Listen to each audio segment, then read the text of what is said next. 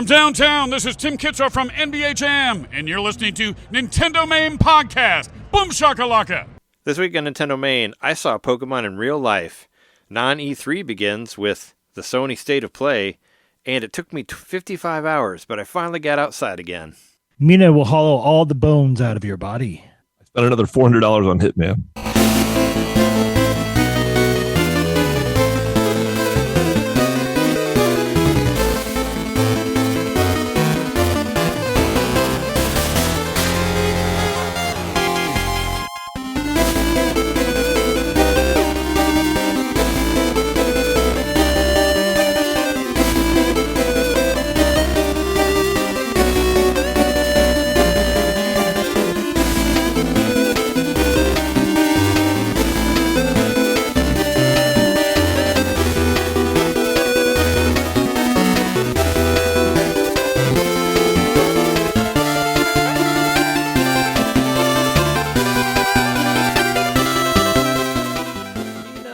You know, you might not want to say that on. Oh yeah, did you hire somebody to... Oh, not on a Hitman, yes. On a hit. Welcome to NintenDomain Podcast, episode 4.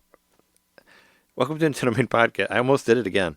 Welcome to NintenDomain Podcast, episode 523. Your place here, Nintendo fans. Talk all about the 1-year anniversary of the Switch2 and directs galore all over the place. The non-E3 has happened. Starting. The Ghost of E3 is beginning this week, I guess, with State of Play, which we'll talk about later. But we're your hosts. I'm Trey. Warg is a better name than Neppy Nut Johnson. I'm Jump Scare Jer Mikowski. I'm John Hitman Mark Knitter. Well, I think the biggest. There's two big games that came out this week that two of us have, but I think the biggest one, in my opinion, is Mina the Hollower. So, do you want to talk about that game, Jeremy? As we start off our show, as we normally do, we talk about games that we got and games we've been playing. Yeah, and this will be an easy one because it's all I played this week. Yeah, you got the big one. Got a 10 at IGN. Everybody should go after them because Mina is a female and female characters as leads. They obviously got paid off. That's what's out there, right? Women don't like it when you call them a 10. No, I've heard great things especially about if you say you're a digital 10. Yeah, I've heard great things about it, Mina. But you've played it. Yeah, I played it, and so I got it right after the podcast last week. It went live the following day, and I was like habitually clicking like it's going to show up at 11. Oh, they didn't Thursday, yeah. But it didn't. No, it didn't show up until Friday. Oh, that's a bummer. At 11. Everything should be midnight releases, people. Like I know there. I wish. I know we've said this a bunch of times on here. I know the PlayStation. For the PlayStation Store, sometimes there's a countdown. I just wish there was countdowns for everything that you pre-order. Just let you know. It's a good idea. That when it's coming out. Yeah. Like, I think it's a countdown. I don't know how long it goes for, but I remember checking that sometimes when I'm unsure, I'll check the PlayStation Store if it's on both, and it'll show like a countdown as to when it comes out or whatever. So. Well, when I got home from work Friday, it was probably about, I got home and then Sean and I had some food and watched some TV. And then by the time we were done with all that, I looked at the clock. It was after 11, and sure enough, it was available. So I went and got it, and it's it's an indie game. It's a fairly small file. It downloaded really fast, and I've put about 25 hours into it. So I put some time into it this week. I'm going to say, don't judge it too much by the demo. The demo was kind of tough. And I think a big part of that was it just takes a while to get used to these controls. They're weird. I don't know. There was a demo. Yeah. Yeah, there's a demo. And it carries over into the game as well, yeah. Yeah, I played through it, and you could do 120 FPS on the Switch 2 version of the demo. I remember that was part of it. But yeah, I got through the end. You can do that here as well. I beat the boss. I didn't think the demo was all that hard, honestly. But, I mean... Well, I know there were... I think I said it was hard. Oh, okay. So because of that, I wanted to clear it up. I've heard other people say that too, that this game gets easier however fast you want it to get easier. Now, there's different ways of that. Right off the top, and something I haven't even explored, but they added a ton of accessibility options, including the ability to essentially be invincible, I think, if you want, which is no fun, but if you want to do that, you can. There are certain achievements that you can only earn if you play it at a certain degree. Of course. I mean, does it have achievements since we don't? I don't think you can get any have achievements if on you Switch 2. Yeah, there's achievements and stuff. Oh, okay. Like trophies or whatever they call them. Sure, yeah. But no, it's like I think the game just wouldn't be as fun, but also I think some of the stuff about this game that's really frustrating. A lot of people are going to hate that you lose it. So you'll lose everything you have. It's a lot more forgiving than like a normal Souls-like game, but because what you do is you get these things called sparks, and you can actually get more of them over time, and they represent your chance to get your bones back. You actually keep your bones. You just want to get your sparks back. But once you lose all of your sparks without getting back to where they are, that's when you lose all your bones, and you can't get them back. They're gone forever. So I had that happen to me a few times early on, and I wasn't playing the way I should have been playing, at least for me. And I went right back to my tried and true Bloodborne, Elden Ring method, Dark Souls method of either I'm playing for progress or I'm playing for levels. That way I'm not going to lose a bunch of stuff while I'm playing for progress, because if I have the right amount of, in this case, bones to level up, or I'm close to leveling up, then I'm just going to do some grinding and level up before I continue exploring. And once I started like sticking to that, the game got a lot more fun. And also, me being who I am, I might have grinded a bit excessively. So right now I've maxed out my attack. I've almost maxed out my defense. And I'm having a great time. Now the game's a lot more fun.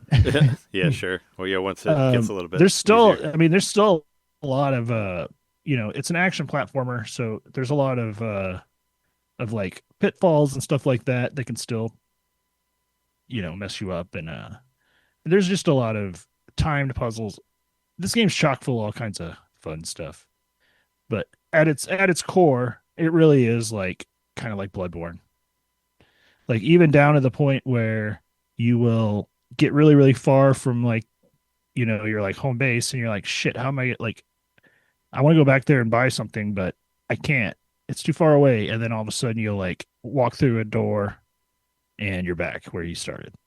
And it does that a lot. And even within like the smaller levels, you'll get that sort of progression. So even though you might die over and over again, getting from one checkpoint to the other, at least you don't have to redo certain series of checkpoints and stuff once you get, the big loop around. That also gives you ability to backtrack. I haven't had to do a lot of backtracking so far, but I'm sure there's plenty of it if you're trying to get everything in the game.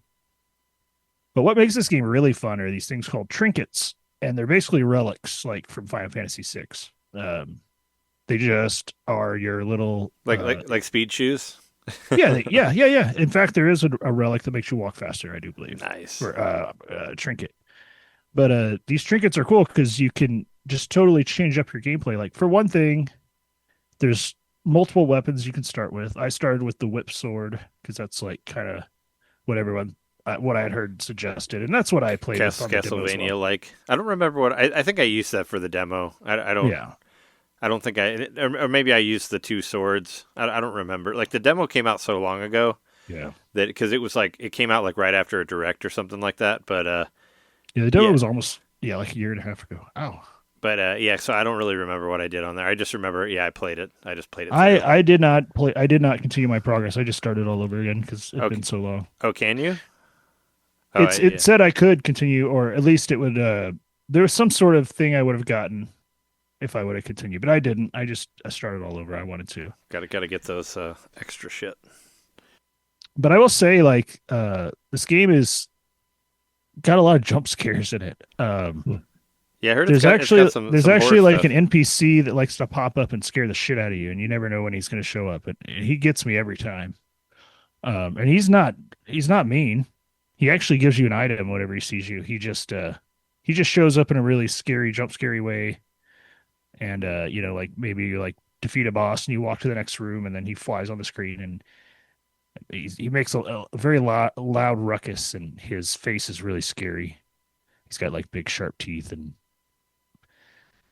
big like blood red eyes. He's like, hey, I just want to bring you a heart piece or something. Well, what he does is he tells you jokes, but they're really like bad puns that are about violence. Oh, for the most part. you like those? So yeah, he's kind of creepy. Yeah. Well, I do like puns, but none of them not so far. not the have been violence very- part, probably. I don't like violence as much, unless it's power violence as far as music genres go. But there's so much I want to say about the game, but at the same time, it's like I really think y'all are gonna play it at some point. You're gonna have to. You're gonna love it. Yeah, it's already starting to get. Well, just I hear a lot of people talking about it.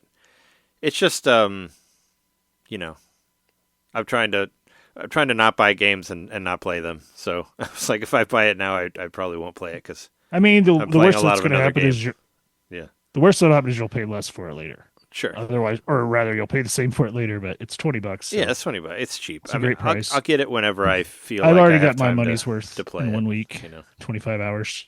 Yeah. Commented I've beat- specifically on the price. They said they put it at 20 because they don't want people to wait until it goes on sale. They wanted to make it Sure. such a reasonable price at the outset. Yeah.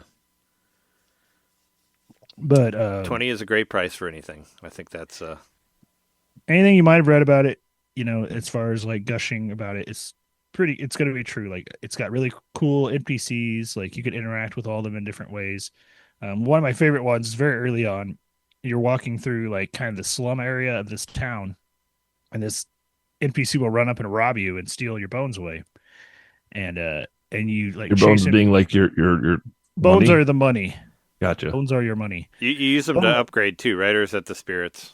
They're everything. Yeah, Yeah. they're money and your upgrades. Like it's one form of currency. Like that's where it's like souls or, very souls like because that's the way it works in those games too. Your money and your like leveling up points are the same thing.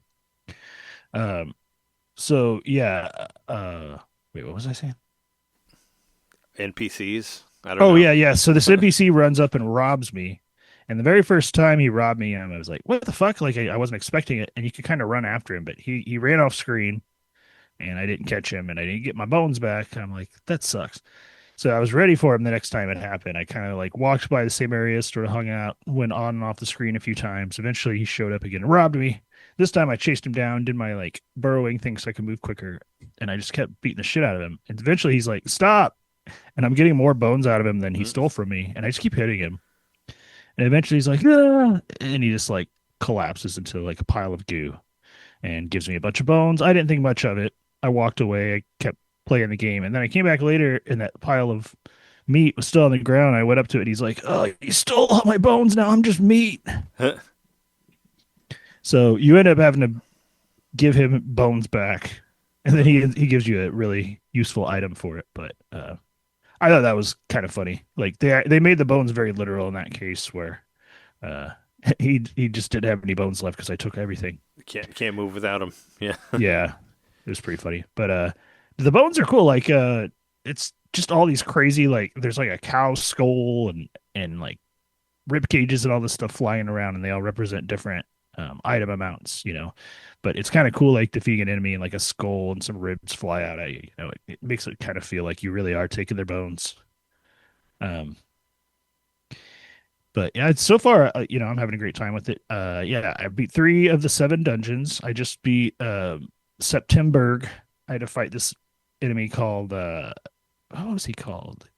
I can't remember. Earth, Wind, and Fire.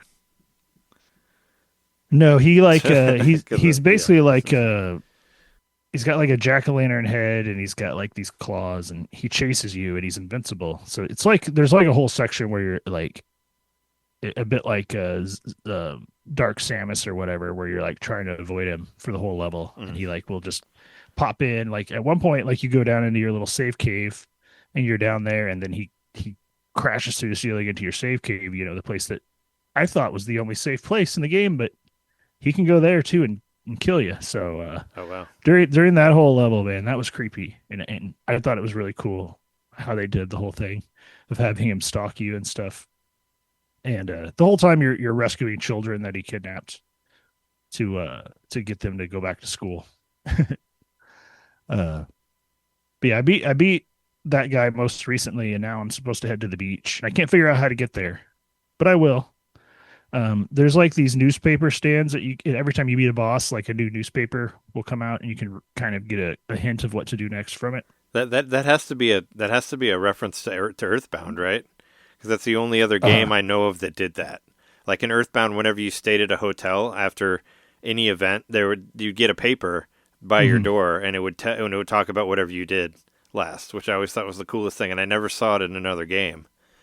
And that has to be a reference to that. I think they kind of did it in. I think they kind of did it in Tears of the Kingdom a little bit. Yeah, but I mean that was a long time later.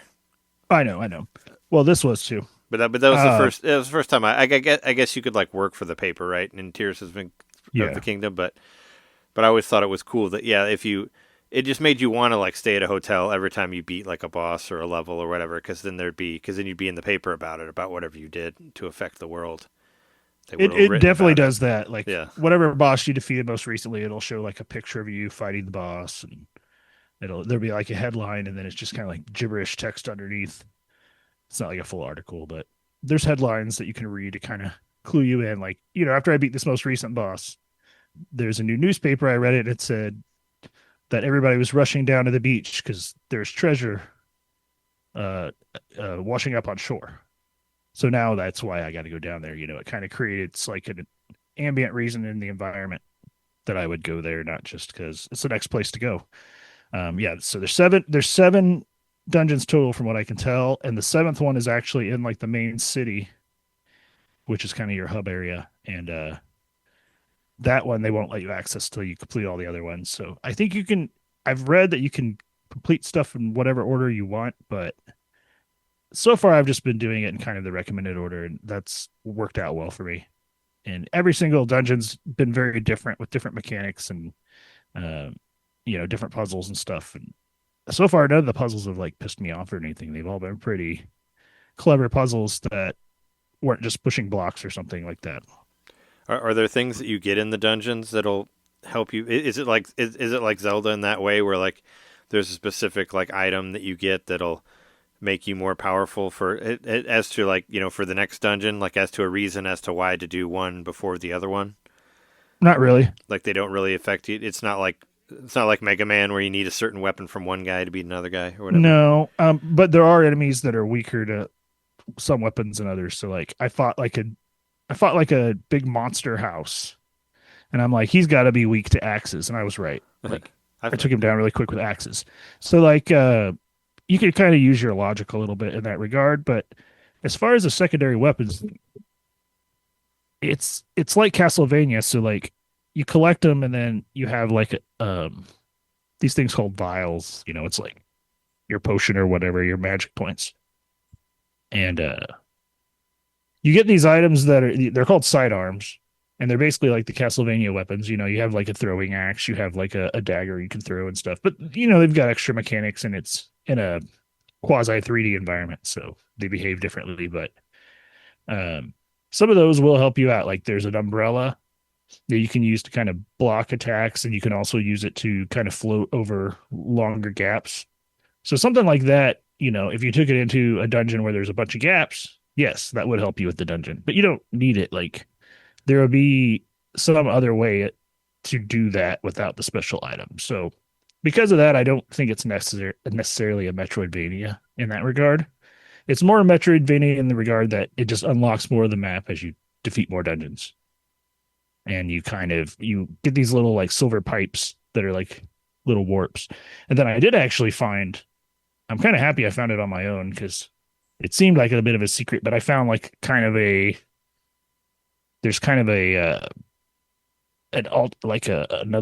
plane you can go to, and that's kind of where your real fast travel happens.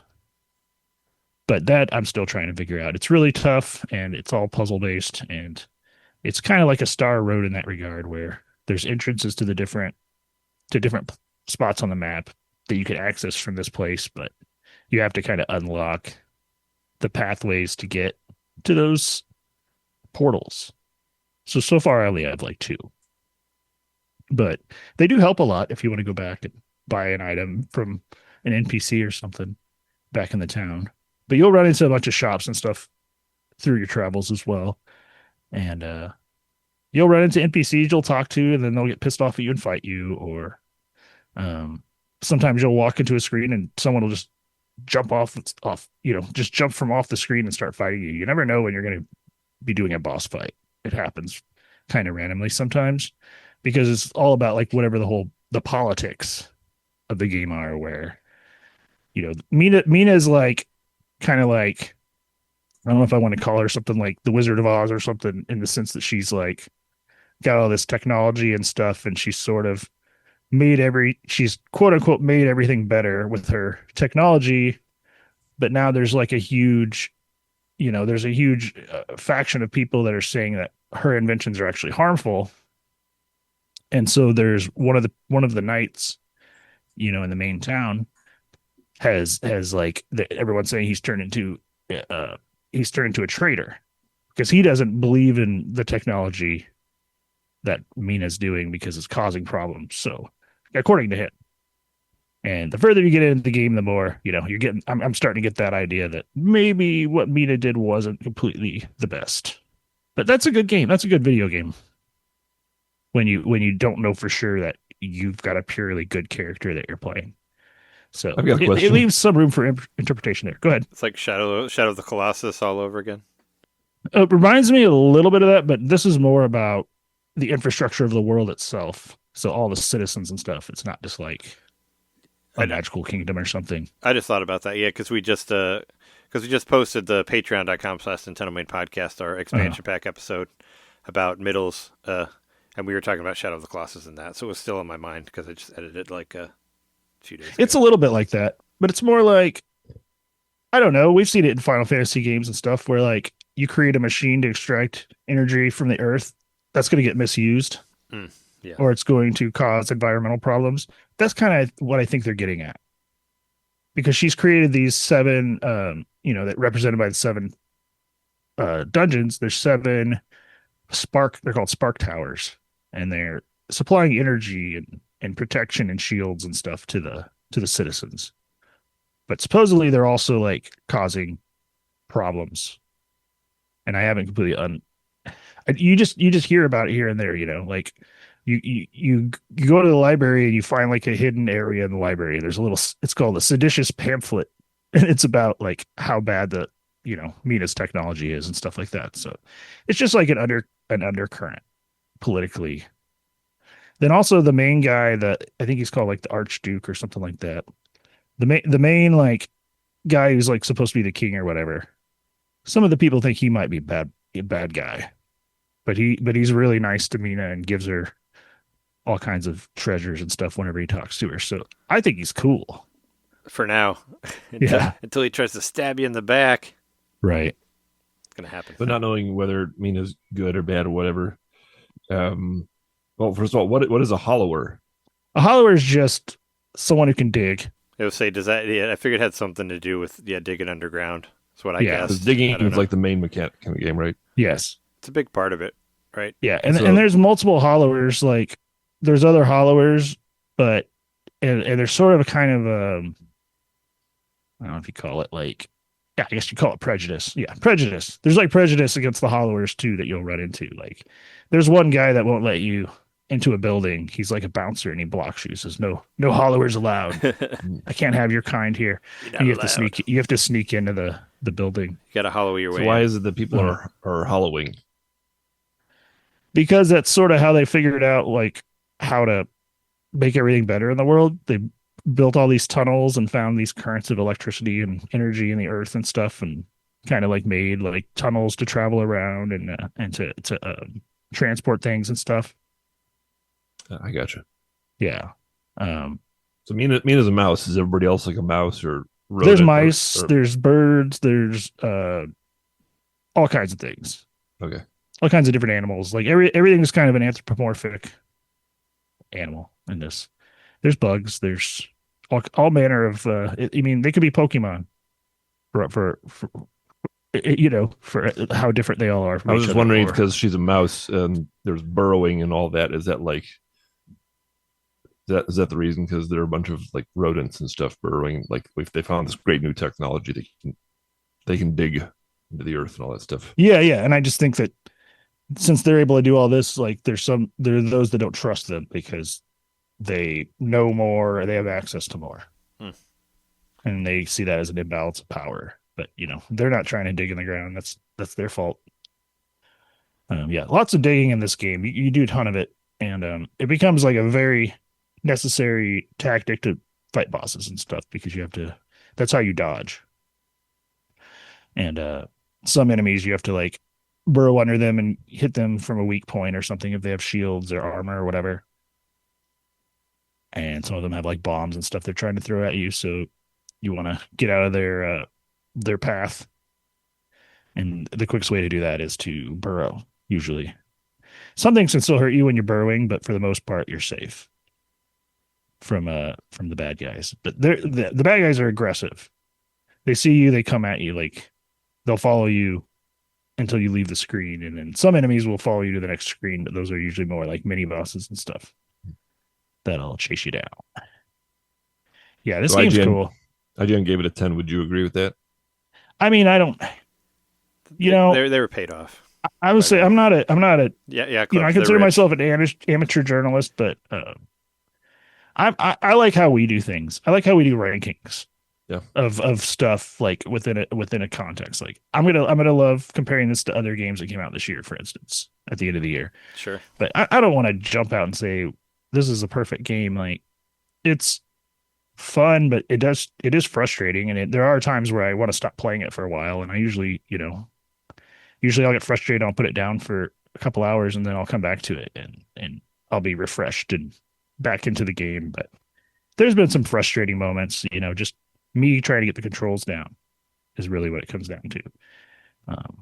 And then, the puzzles get bigger and bigger where you have to chain moves together and if you mess up, you have to start all over again, that kind of thing. So it can be kind of stressful at times, but it's always worth it at the end because you get to move to the next section, and it's always something new and surprising everywhere you go.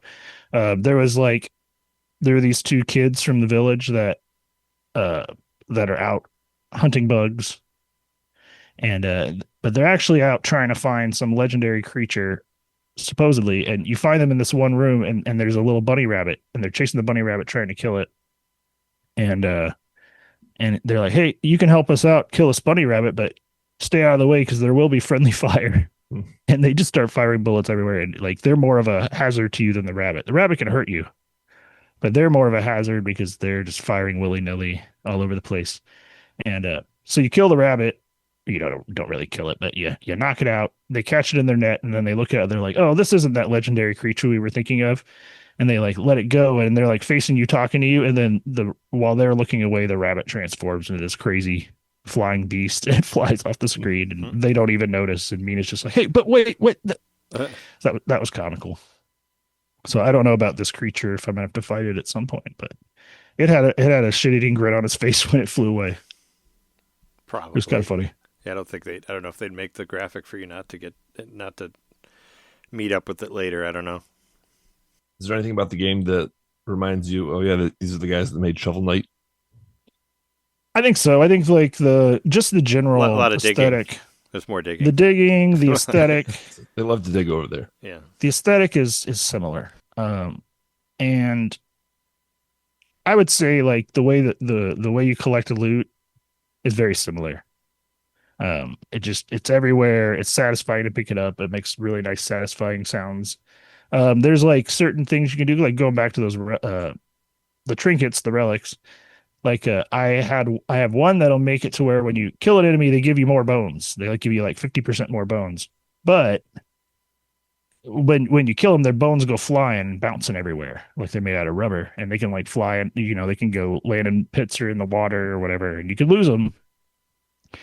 But another one of my relics is a magnet that causes pickups to come towards me. So combining those two is how I leveled up really fast, because I was getting 50% more bones, and the pickups were just flying to me instead of going into the water or whatever.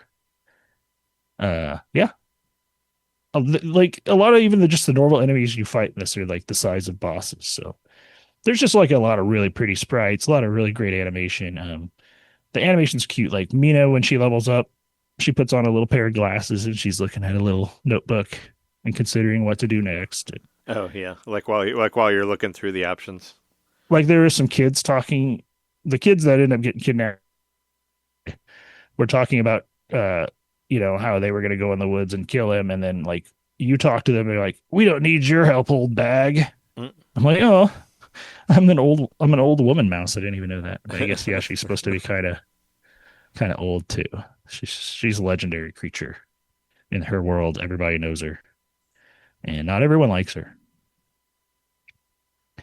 But yeah, this game is great. I'm not in a hurry to beat it, but at the same time, I find myself compelled to keep seeing what's going to happen next. So I'm going to try to squeeze at least 20 more hours out of it before I finish it. But for the time being, it's just been a great game to play. It looks lovely on my giant TV. It looks lovely on the screen, the little tiny screen. We're going camping for the weekend, so I'm bringing my Switch with me. Nice. And I might play some in the van. Where are you going? We're just going to a spot in Indiana, a camping spot in Indiana, like kind of southern Indiana. And we're going to stay in the van and we're going to play ukulele with a bunch of people. It's a ukulele camping event. So I may not even have time to play video games, but I'm bringing it. I love this game. I think about it when I'm not playing it. That's the sign of a good game. Yeah, I heard the soundtrack is out and streamable. Soundtracks, from really Jake Kaufman, who used to make music for OC Remix, if you remember from our OC Remix episode. Right. But Jake Kaufman was a big name that I've liked all of his music a lot. So I haven't listened to the music streaming, but I figured if I did, then I would automatically buy the game just because I like his music so much. That yeah. There is like a jukebox feature in the game, so because if you did buy the game, you could listen to it that way. Because the Shovel Knight music was amazing. Like that's what first turned me on to Jake. But he did a lot of stuff for Shantae also, and then we found out later, that he did OC Remix stuff like even before that. So it's I'm a fan. So I'm Yuzo Koshiro, you heard those songs yet? Oh, the Yuzo's on there too. He's done 2 songs on there, I think. Oh, okay. I mean, I don't know. I wouldn't know the difference enough. I mean, supposedly you can tell when it's different, but maybe they're saving those songs for later in the game or something. Because everything's been pretty thematically, like, in tune with everything else, in my opinion. But it's good. It's all good music. I mean, they had the guy who did the Chronos Trigger soundtrack do parts of like Sea of Stars, but I mean, you didn't know when it was Matsuda. When those songs came on. Like nobody know. You're not going to be able to tell. Short of actually looking at the credits. Yeah. But this has like 150 something tracks, I think. So who knows how many more there are left to hear. Yeah, it's not gonna like. I wish it could just come up in the corner like the old VH1 or MTV. It'd be like, this song is by whoever, from the Mina the Hollower album. At the start of every. I guess there were some games that would do that, but not really adventure games like this. But yeah, I figured it's like a Zelda. I think you should Zelda both get Castlevania. Sure, I'll get it at some point. I think you both would like it. I think you both would enjoy the challenge of it and just the general vibe, because that's the other thing. Like, it's got that vibe that I like, that kind of unsettling vibe, because all the creatures are so weird looking, and you don't know who's nefarious and who isn't. And there's like a shopkeeper that'll essentially like kidnap you when you walk by the shop sometimes. That's how he lets you know he has new items, but that always will be like kind of a jump scare. Because you're like, oh crap, am I about to die? And no, he just wants you to know he has new items, but he had to abduct you to show you. And stuff like that. It's got a lot of really surprising little moments, and it'll catch you by surprise over and over again, even 25 hours in. Nice. I figured you'd be on that game pretty quickly, and yes. And there you are. And if you're like, you said like 3 out of 7, so you're almost like halfway. You got 20 hours out of it. I think so. It could be another 20 hours on there. You could get it. And I take my sweet ass time with these kinds of games. Sure. So I'm gonna milk it for all the mouse milk it has. Get that mice milk. Ugh. Mrs. Frisbee, I'm looking at you. Oh no. Leave her alone. I know. I think of Mrs. Frisbee when I'm Mina the Hollower, because she's kind of a badass, like Mrs. Frisbee is. Yeah. I had such a crush on her when I was a kid. I think everybody did. Yeah. I don't know who Miss Frisbee is. And her and Bianca from The Rescuers. From Secret of Nim.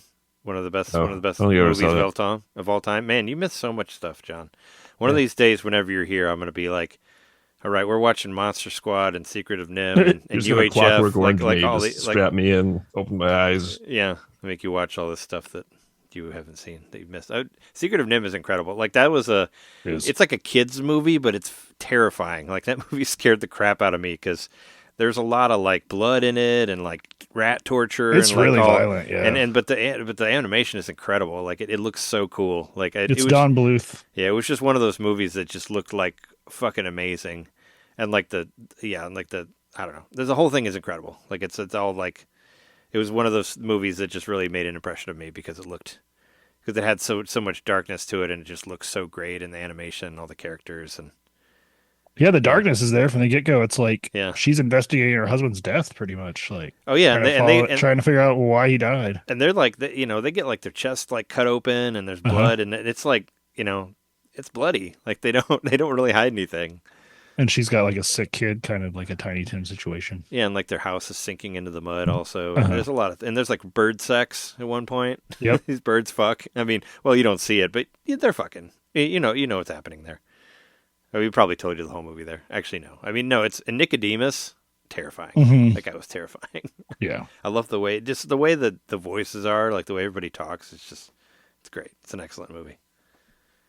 I would say maybe this would give me a little bit of vibes of that, mostly just because of the mice and the dark tone of it all, and kind of trying to save the world for everyone else, even though she's kind of, I don't know, she's been around for a while. I don't think she feels like ancient or anything, but the more I play, the more I think Mina's kind of old. Old like us or older? Older. It's like one last job. I'm just gonna holler one more time. I'm getting too old for this shit. She says that every time you dig under the ground. Oh, that'd be a lot, right? Because that's a lot. Yeah. That's the main mechanic there. Well, I'm glad you're enjoying it. Yeah, no, I figured it's. I mean, I figured it's good. I'll get to it at some point. It's good. I hope Yacht Club, I hope Yacht Club's able to make more stuff because of this game, because it's really, really good. Do you think they'll do do you think they'll do spin-offs based off like the characters like they did with like Shovel Knight? Yes. Like with all the other different knights. So a lot of the stuff with Shovel Knight was all stretch goals from their Kickstarter. That's why they had to make all that extra stuff. But I don't know. I haven't looked into this one if this also used a Kickstarter or not. I don't know if it did. If it did, if there's stretch goals and stuff, I'm not aware of them. But I mean, it sure seems to me like they were serious about getting it all a day and date for everybody. And I think what there were Kickstarters because some people got the game early that were backers. Oh, okay. They got it like a couple days early, but I don't know about stretch goals and stuff. If they were going to do more, though, I mean, I would just want them to expand the game if they could, and not give it DLC or something. But maybe that's not the way. Maybe this is better as its own little compact package. I mean, there's a lot going on in this game and a lot of systems and stuff, and it's way more complicated than it appears on the surface. But at the same time, it's not overwhelmingly complicated. And if you want to play, if you're enjoying yourself and you want to keep playing, just grind a little bit. If you're stuck, just grind. Find some enemies that are by one of the save points and just go to the save point, heal, come out, kill the enemies, go back in, heal. Just do that like 50 or 60 times. You'll be okay. Mm-hmm. Well, are you good? Are you good talking about Mina then?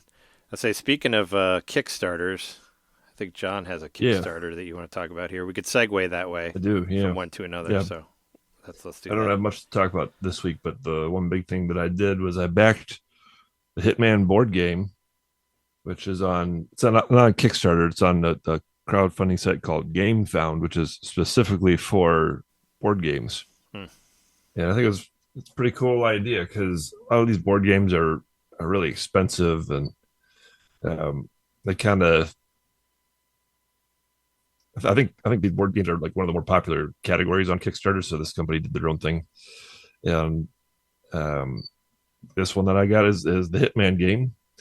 I did go for the full package. The base game itself was $75, but there's upgrades and I got the top one. So it was $400. It's not coming until next year. They did offer a payment plan, which was interest free. So I went for that because I was like, well, if I'm not going to get it for a year anyway, let me just make it a little easier. And you probably don't want to drop like $400 like right on for it. Right. Yeah. I mean, I'm not mad at paying that much for something of this quality. I'll break it down here. What I got with the purchase. First of all, the game itself, it was made in conjunction with IOI, and it seems like they were pretty hands on with it because it looks like a really pretty good adaptation of the games I've watched on YouTube. There's a couple of board game channels that got early access to try and hype up for the crowdfunding and all that. And I'm just reminded of they got that from the game. They got the stealth aspects. They got all the different weapons you could use, including the silly ones like rubber duckies and muffins and everything. So it really feels like Hitman from what I've seen people play.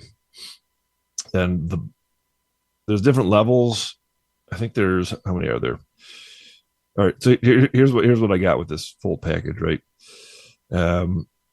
I got the base game. I got the elusive gift box, which has a bunch of upgrades, which I'm not clear on, but there was more stuff added to the gift box throughout the campaign, and they did reach the top, tier that they were asking for, which was $1 million.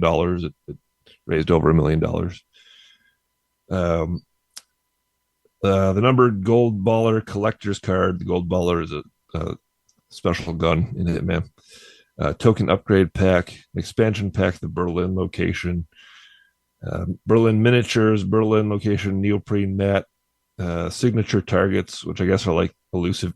I've talked about the elusive targets in the actual video game.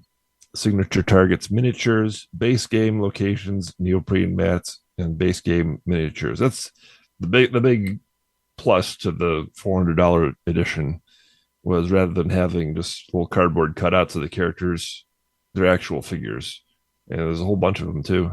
Looks like, I don't know, at least 20 or so really nicely sculpted figures, which always makes it a lot better when you're playing a game like this. Like the game I was playing with my dad and my brother-in-law and Rich, Dark Tower. I got my dad the base game, which was $250, and then we liked it. So we played that with the little cardboard cutouts and all that. My dad liked it so much, he went and bought all of the extras. And he got the actual figures, and it does make the game a lot more fun when you're looking at nicely carved figures laid out on the table, and there's like a few dozen of them. It just makes the game feel more epic. Yeah. So that's why I went for that. First of all, I was like, I don't know, do I really want to put down all this money for a board game? And I thought for a second about there, maybe I'll just get the $75 one. But it really was like a last minute kind of decision, and there was some FOMO and all that stuff. I was like, if I got the base one, I would always wonder what was like what the whole set was like. What am I missing? And if I didn't get the game at all, I would always be like, well, how was that Hitman board game? That sounds kind of cool. It's like, let me just go for it. And they made it easy with the payment plan. So it's like $60 a month or something like that for 6 months, interest free. So, and I'm not getting the game till July anyway. So I was like, all right, let me just do the $60 a month, whatever. And we'll get the full game. And like I was mentioning, the other thing is I've been playing board games with my family, my dad, brother-in-law, and Rich. And we've been doing this every so often. We just did it the other day at this place called The Corner, which is a really nice bar in Ferndale. Very classy type of place, a little hipstery, but like they got the feature is that they have a wall of board games, and they even have like a table or two that are bigger than the other tables. So like when there's a big group coming to play like a huge game like Dark Tower, like you can ask for the big table, and it feels like, I don't know, like I've seen on what's the one role playing game show that people like? I don't know. Critical Role. Critical Role, yeah, it's like one of those tables, right?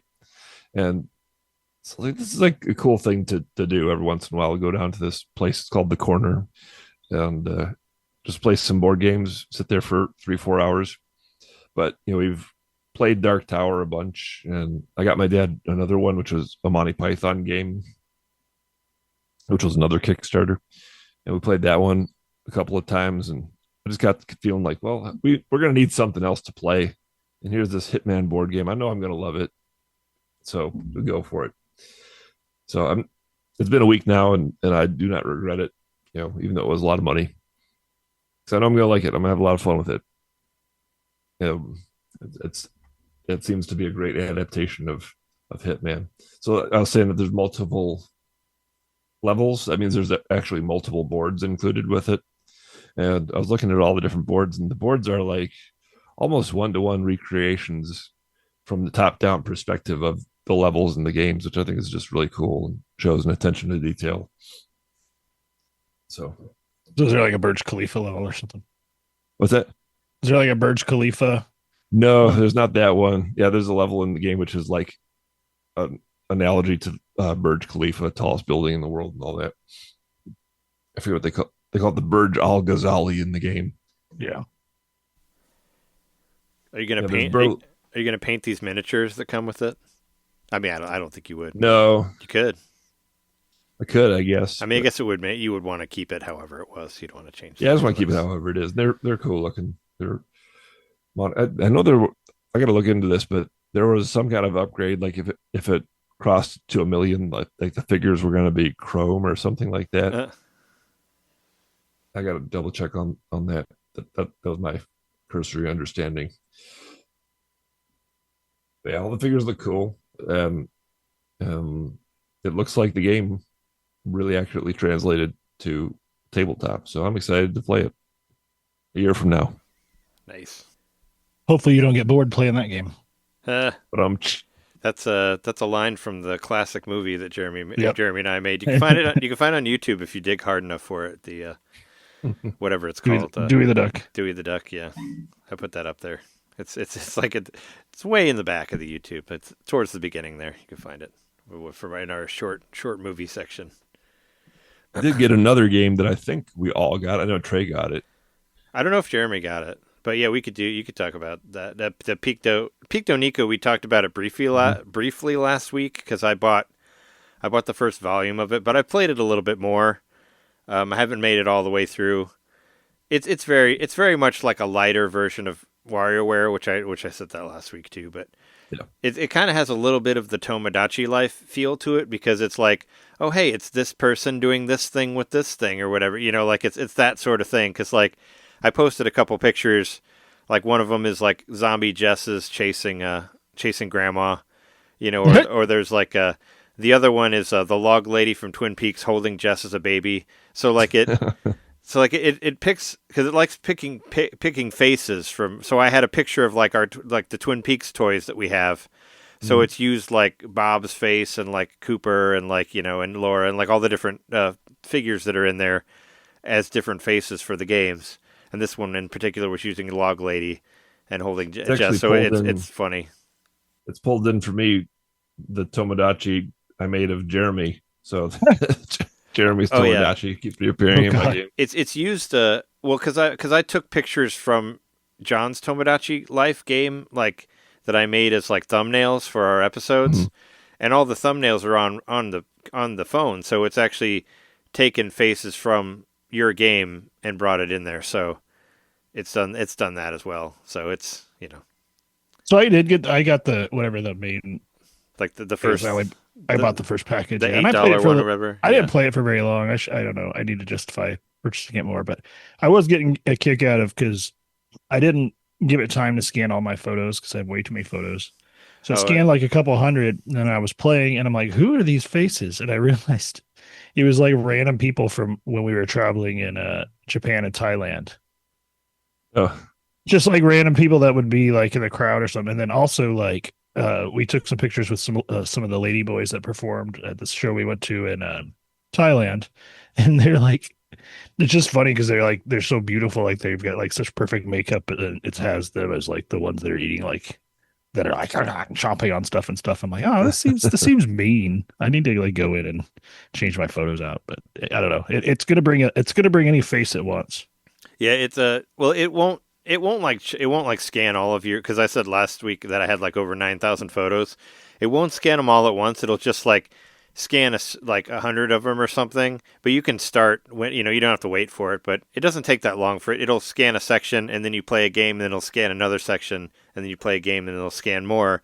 So the idea is if you play it enough, it'll eventually go through all your pictures, but it won't scan. It won't scan them all at once because that would take forever. There's like a little, leave it running overnight one time. I mean, there's like a little meter that shows you like when it's done. It'll be like it'll scan like 20 at a time or something like that, and then it'll go through. But I had a similar thing where I took a picture of like, I don't know, say I took a picture at like at a Midwest Gaming Classic. And it's just a picture of like the show floor, but there's one person like in the foreground, and it just takes their face, So it's like it's so random, or like a picture I took at like like some like street fest that Conan and I went to, we went to like this Thai street fest or whatever, and I took a picture of just of these two guys that I don't know what they, just from a picture, and they keep using their faces, like that sort of, or I was saying it was using like when I took a picture of my wish list, it pulls pictures of the faces from like the FMV games that were on there or whatever. It's like so random. And yeah, when I first started playing it, I was like, wait, I don't know any of these people. Like, I think I'm doing this wrong. This isn't using my stuff. This must be using a random thing. But then the cool thing is after you play the game, you can look at what picture it chose, and it'll show you like what it pulled from it and all that, and then it'll be like, oh, okay, yeah, no, that's from that, and then you find a bunch of shit that you just don't expect. But you can also tell the game not to use it. If it's like if it's a picture you don't want to see or whatever, you can say like, don't use this, and it won't use it. Like, so you can kind of like edit it in that way. You were like, don't use this. Like, say I don't know, there's an X in there or something you don't want to see or whatever. I don't know. It'd be like, oh no, not that picture. You could say like, don't use this, and then it won't use it anymore. At a certain point, it does come down to your own fault for not cleaning all the pictures off your phone. But at the same time, I'm just like, it's kind of creepy because it like reminds me of like those flock cameras that are like doing facial recognition and stuff. Like this little camera game is like accurate enough with facial recognition that it's like going through and picking individual faces out of crowds and stuff. I don't know. That kind of creeps me out.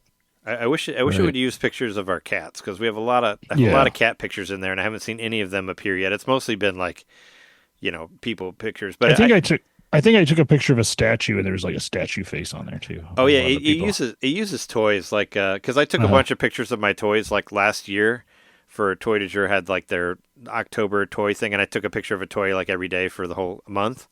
So there's some funny, like one of them was like the prune face toy from Dick Tracy, like showed up in there, and then the Twin Peaks toys, as I said already, and there's some funny faces that you see that like from toys that are shown up there. But as far as like people, obviously it's a lot of me and Jess, because there's a bunch of pictures in there, and Jeremy has showed up a a few times, but not John yet. I do that. But I've seen Jeremy's face like maybe like 5 or 6 times, probably because I, like I said, from the podcast stuff and from other pictures. So yeah. But it's funny when it pulls like Cloud in there, or Barrett or whatever, because I did a couple like Final Fantasy remake stuff for the thumbnail, But it's fun when it brings in like actual video game characters, because it has done that. Because I got all these thumbnails in here. Speaking of actual video game characters, I wonder why they didn't make this a WarioWare game. Like, I think it's because they wanted to. I think it's just because they wanted it to be like less. It would just wanted to be about you, about your photos, instead of like putting a specific character on it. They want you to be the character. I think it's the idea that I get from it. Like I said, it's kind of like Tomodachi Life. It's about as fun as what you put into it, as funny as you find your pictures. Is a lot of what it boils down to, I think. Yeah. Because the games don't seem to vary that much, and it doesn't have, like I said, it doesn't have as much depth as like the WarioWare games. And I wish there was like, the toys and stuff that you can buy and the extra mini games. Like, as far as I can tell, I haven't seen anything like that, So there's not a whole lot of, I don't know. I've got like I'm at like level 15, and there's 20 levels per volume, I think. So when I get to the end, we'll see if I actually end up buying volume 2 or not. I'm kind of on the fence about it right now. But, 1 is fine if I need, to just waste some time on my phone. I'll just do that, But it does kind of feel like I'm playing the same game over and over again, with different pictures. Yeah, I can't tell the difference between the 2 volumes.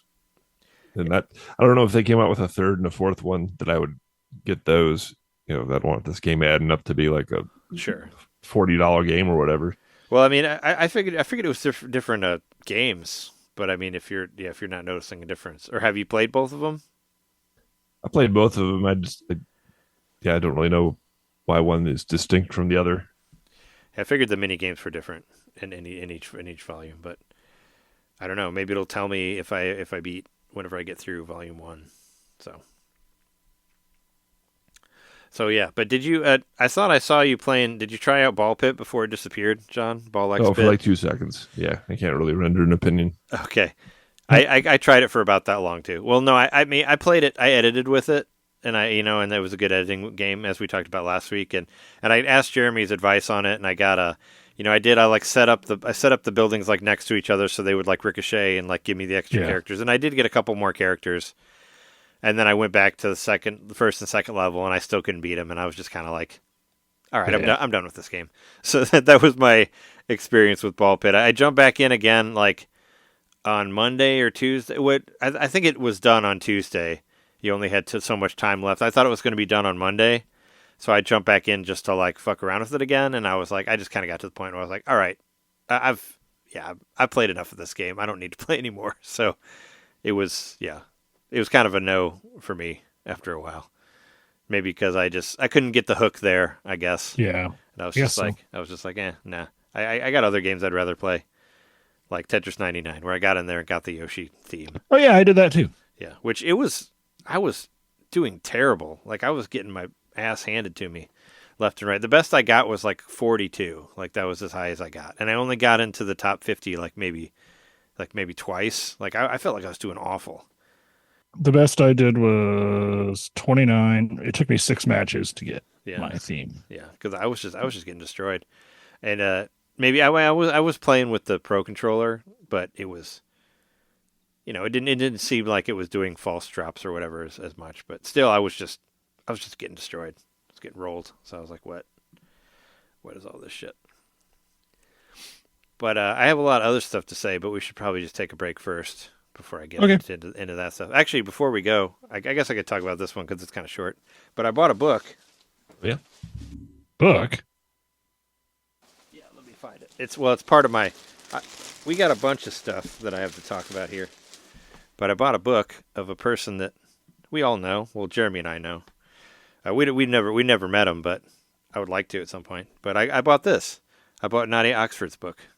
Oh, cool! I bought the ebook of that. I keep here. forgetting to say that, but I bought the ebook of that. I've read like the first chapter. Oh yeah, no. And the book is From Pixels to Prose: What Video Games Taught Me About Storytelling, and Nadia Oxford, who's on Retronauts and Axe of the Blood God. I like her a lot. I actually read. I read most of the Axe of the Blood God. Whatever The newsletter. The newsletter. I read the newsletter almost every week, so I was like, I like her, so I should just buy. Well, and one of the main reasons I bought the book was because there was a link to it in the newsletter, so I just clicked on it, and it was like $20. And it's not very long. It's like, as you can see, it's real small. I think there's only like 100 pages or something, like 150 pages. I could probably read it in a weekend I could read it in a day actually if I tried hard enough. But I can't focus on a book that well anymore. But I wanted What's it about? As I said, it's about what video games taught you about storytelling. No, it's about it's basically about how it's kind of how her path to a writer started with video games, and that's kind of rare with people, I think. Yeah, about how the stories from video games inspired her to write for herself. Yeah, and she was writing fan fiction when she was like first able to write about video games. Yeah, I know she wrote a lot of Mega Man fan fiction, but I was just kind of, I read like, a couple pages, just kind of flipping through it, but But yeah, like Chapter 6 has like you know, I don't care for the appearance of this pitiful little hamlet, so burn it, Kefka, Final Fantasy VI. So it has like quotes from games that I like Final Fantasy VI and Mega Man X and various things. If you want the tone of Nadia too, it's definitely in there so far. Yeah, I've liked her. She's funny. Oh yeah, and there's of course. Yeah, there's like a chapter about Dragon Quest. There's a chapter about Secret of Mana. You know, it's like basically, yeah, it's like Chapter 4. You're not owed a happy ending and other writing lessons from a big tree.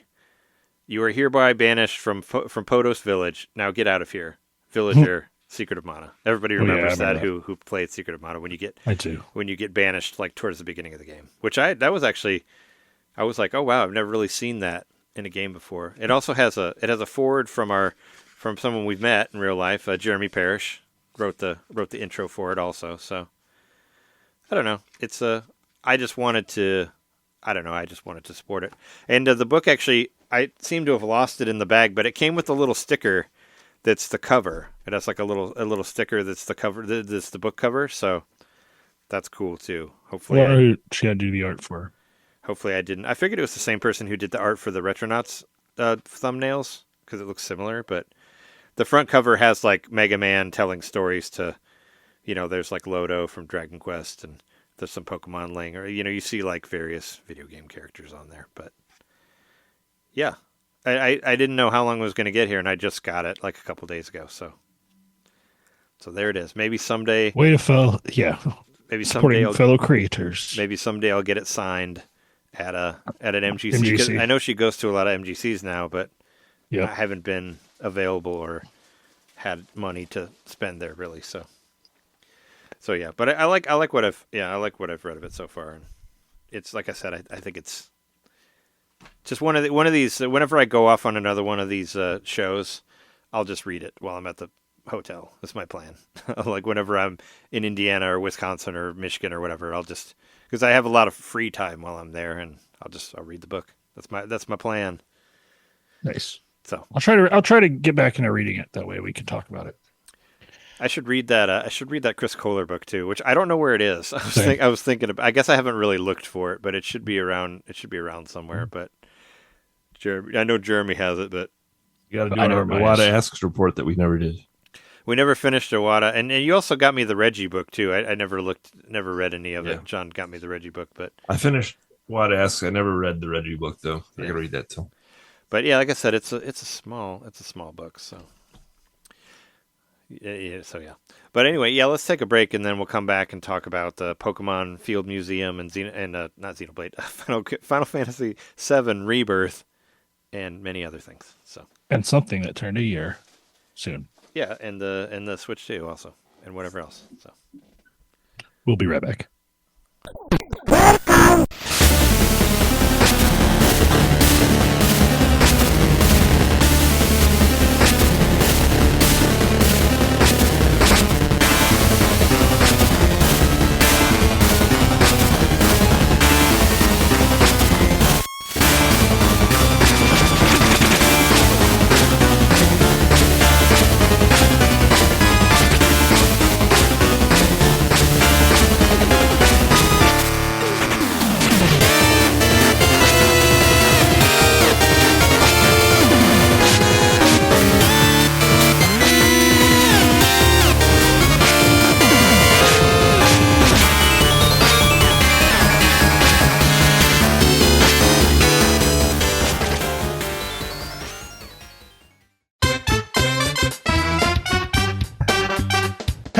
Hey, you. It's me, Mario. Yeah, you. Subscribe to our Patreon to hear our bonus shows, which happen every month. I'm tired. Tired of all the big corporate podcasts spoon-feeding you the same old video game news on every single show? Spaghetti. Ravioli. Then expand! With NintenDomain Expansion Pack. It's us talking about old games that were important to us. It's us interviewing people that we meet at conventions. And heck, it's live shows from those same conventions. It's basically everything you could want that NintenDomain ever made. Here we go! and it's just $1 a month. That's less than a bad indie on the eShop. It's $12 a year, which is less than Nintendo Switch Online. Thank you so much for subscribing to our Patreon and supporting NintenDomain. Just go to patreon.com/NintenDomain podcast and hey, Mario, let go. Whoa! He's throwing us back to the show. So long, Bowser. Patreon.com/NintenDomain podcast. Game over.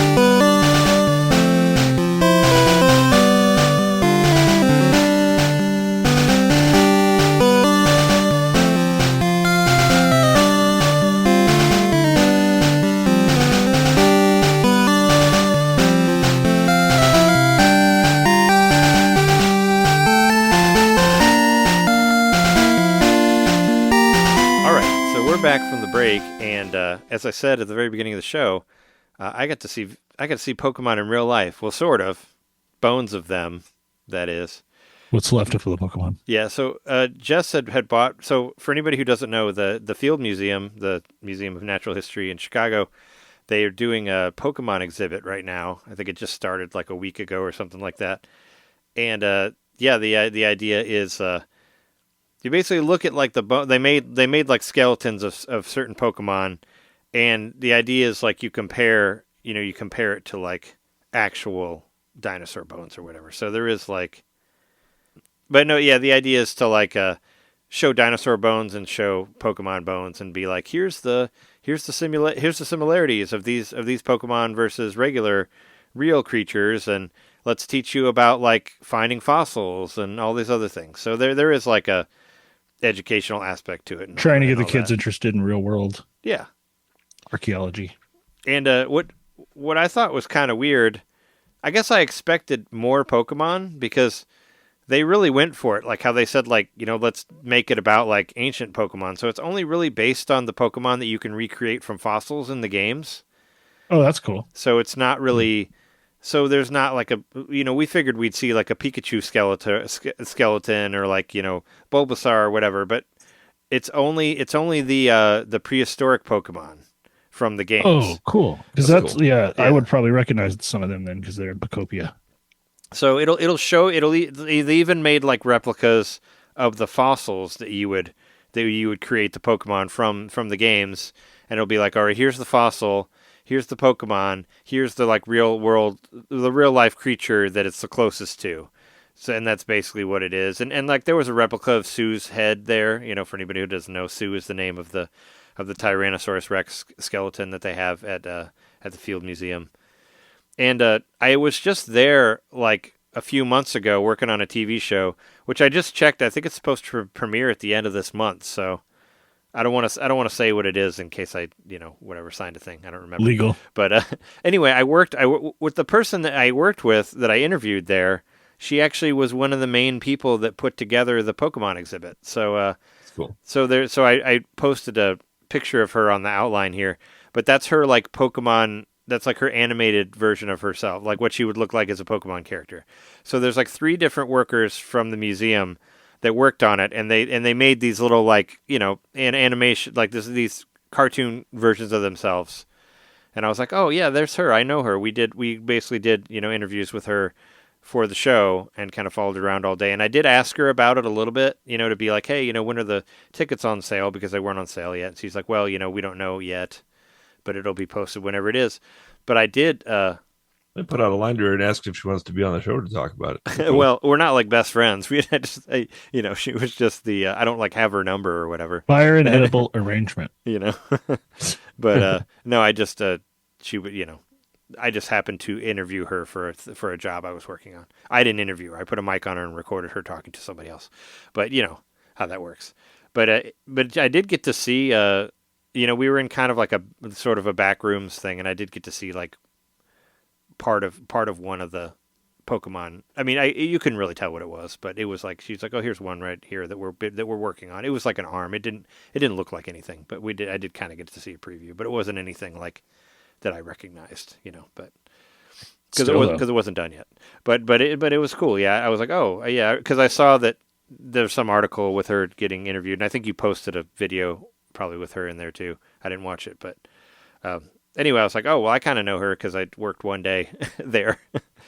Which I don't know, filming stuff at the Field Museum when it's closed is really cool. That's actually the second time I've done it for the same show, so it was cool to be back there. But yeah, she's one of the main people. But yeah, no, you go through and it's very, very like, in case there's somebody here who doesn't know anything about Pokemon, let's really go down to basics. So like, it's even like, what is a Pokemon? Here are all the Pokemon types. Like here, and it's funny they had a class case like with the original Game Boy and like the boxes of Pokemon Red and Blue there, it was like, here's the real, and everybody, I'm like, oh, I have one of those at home. Yeah, these artifacts at the Field Museum, ancient history. Yeah. Well, I mean, I don't know, it's pretty old. Yeah, there's many adults who were not around when those things happened. When we walked into the exhibit, there's a TV that's just showing like it's just showing all the intros from all the games, like one after another, and I thought that was really cool. Like just showing all the little animated intros from like Pokemon Red and Blue, like all the way up through like Sword and Shield and whatnot. I don't think like Legend ZA was there or whatever, but I didn't watch all of them. But it's still cool to see. I always like those little animated intros at the beginning of all the games. Like it was cool to see that, and they were playing like a mix of like music from the games, like at the front there. So that was cool.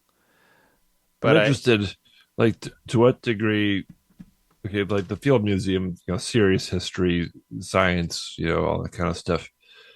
Like, and yes, they want to like find ways to bring people in. So Pokemon, that's an obvious way, but it does seem a bit like a, I don't know, a compromise or whatever you want to call it to the mission of the museum. I mean, like it's still pandering a little bit. It's still educational. Like I said, they're still teaching you things. It's not like it's just like, here, look at these Pokemon. It's like, okay, that's what I'm getting at. Yeah, yeah. I guess you missed when I said that earlier.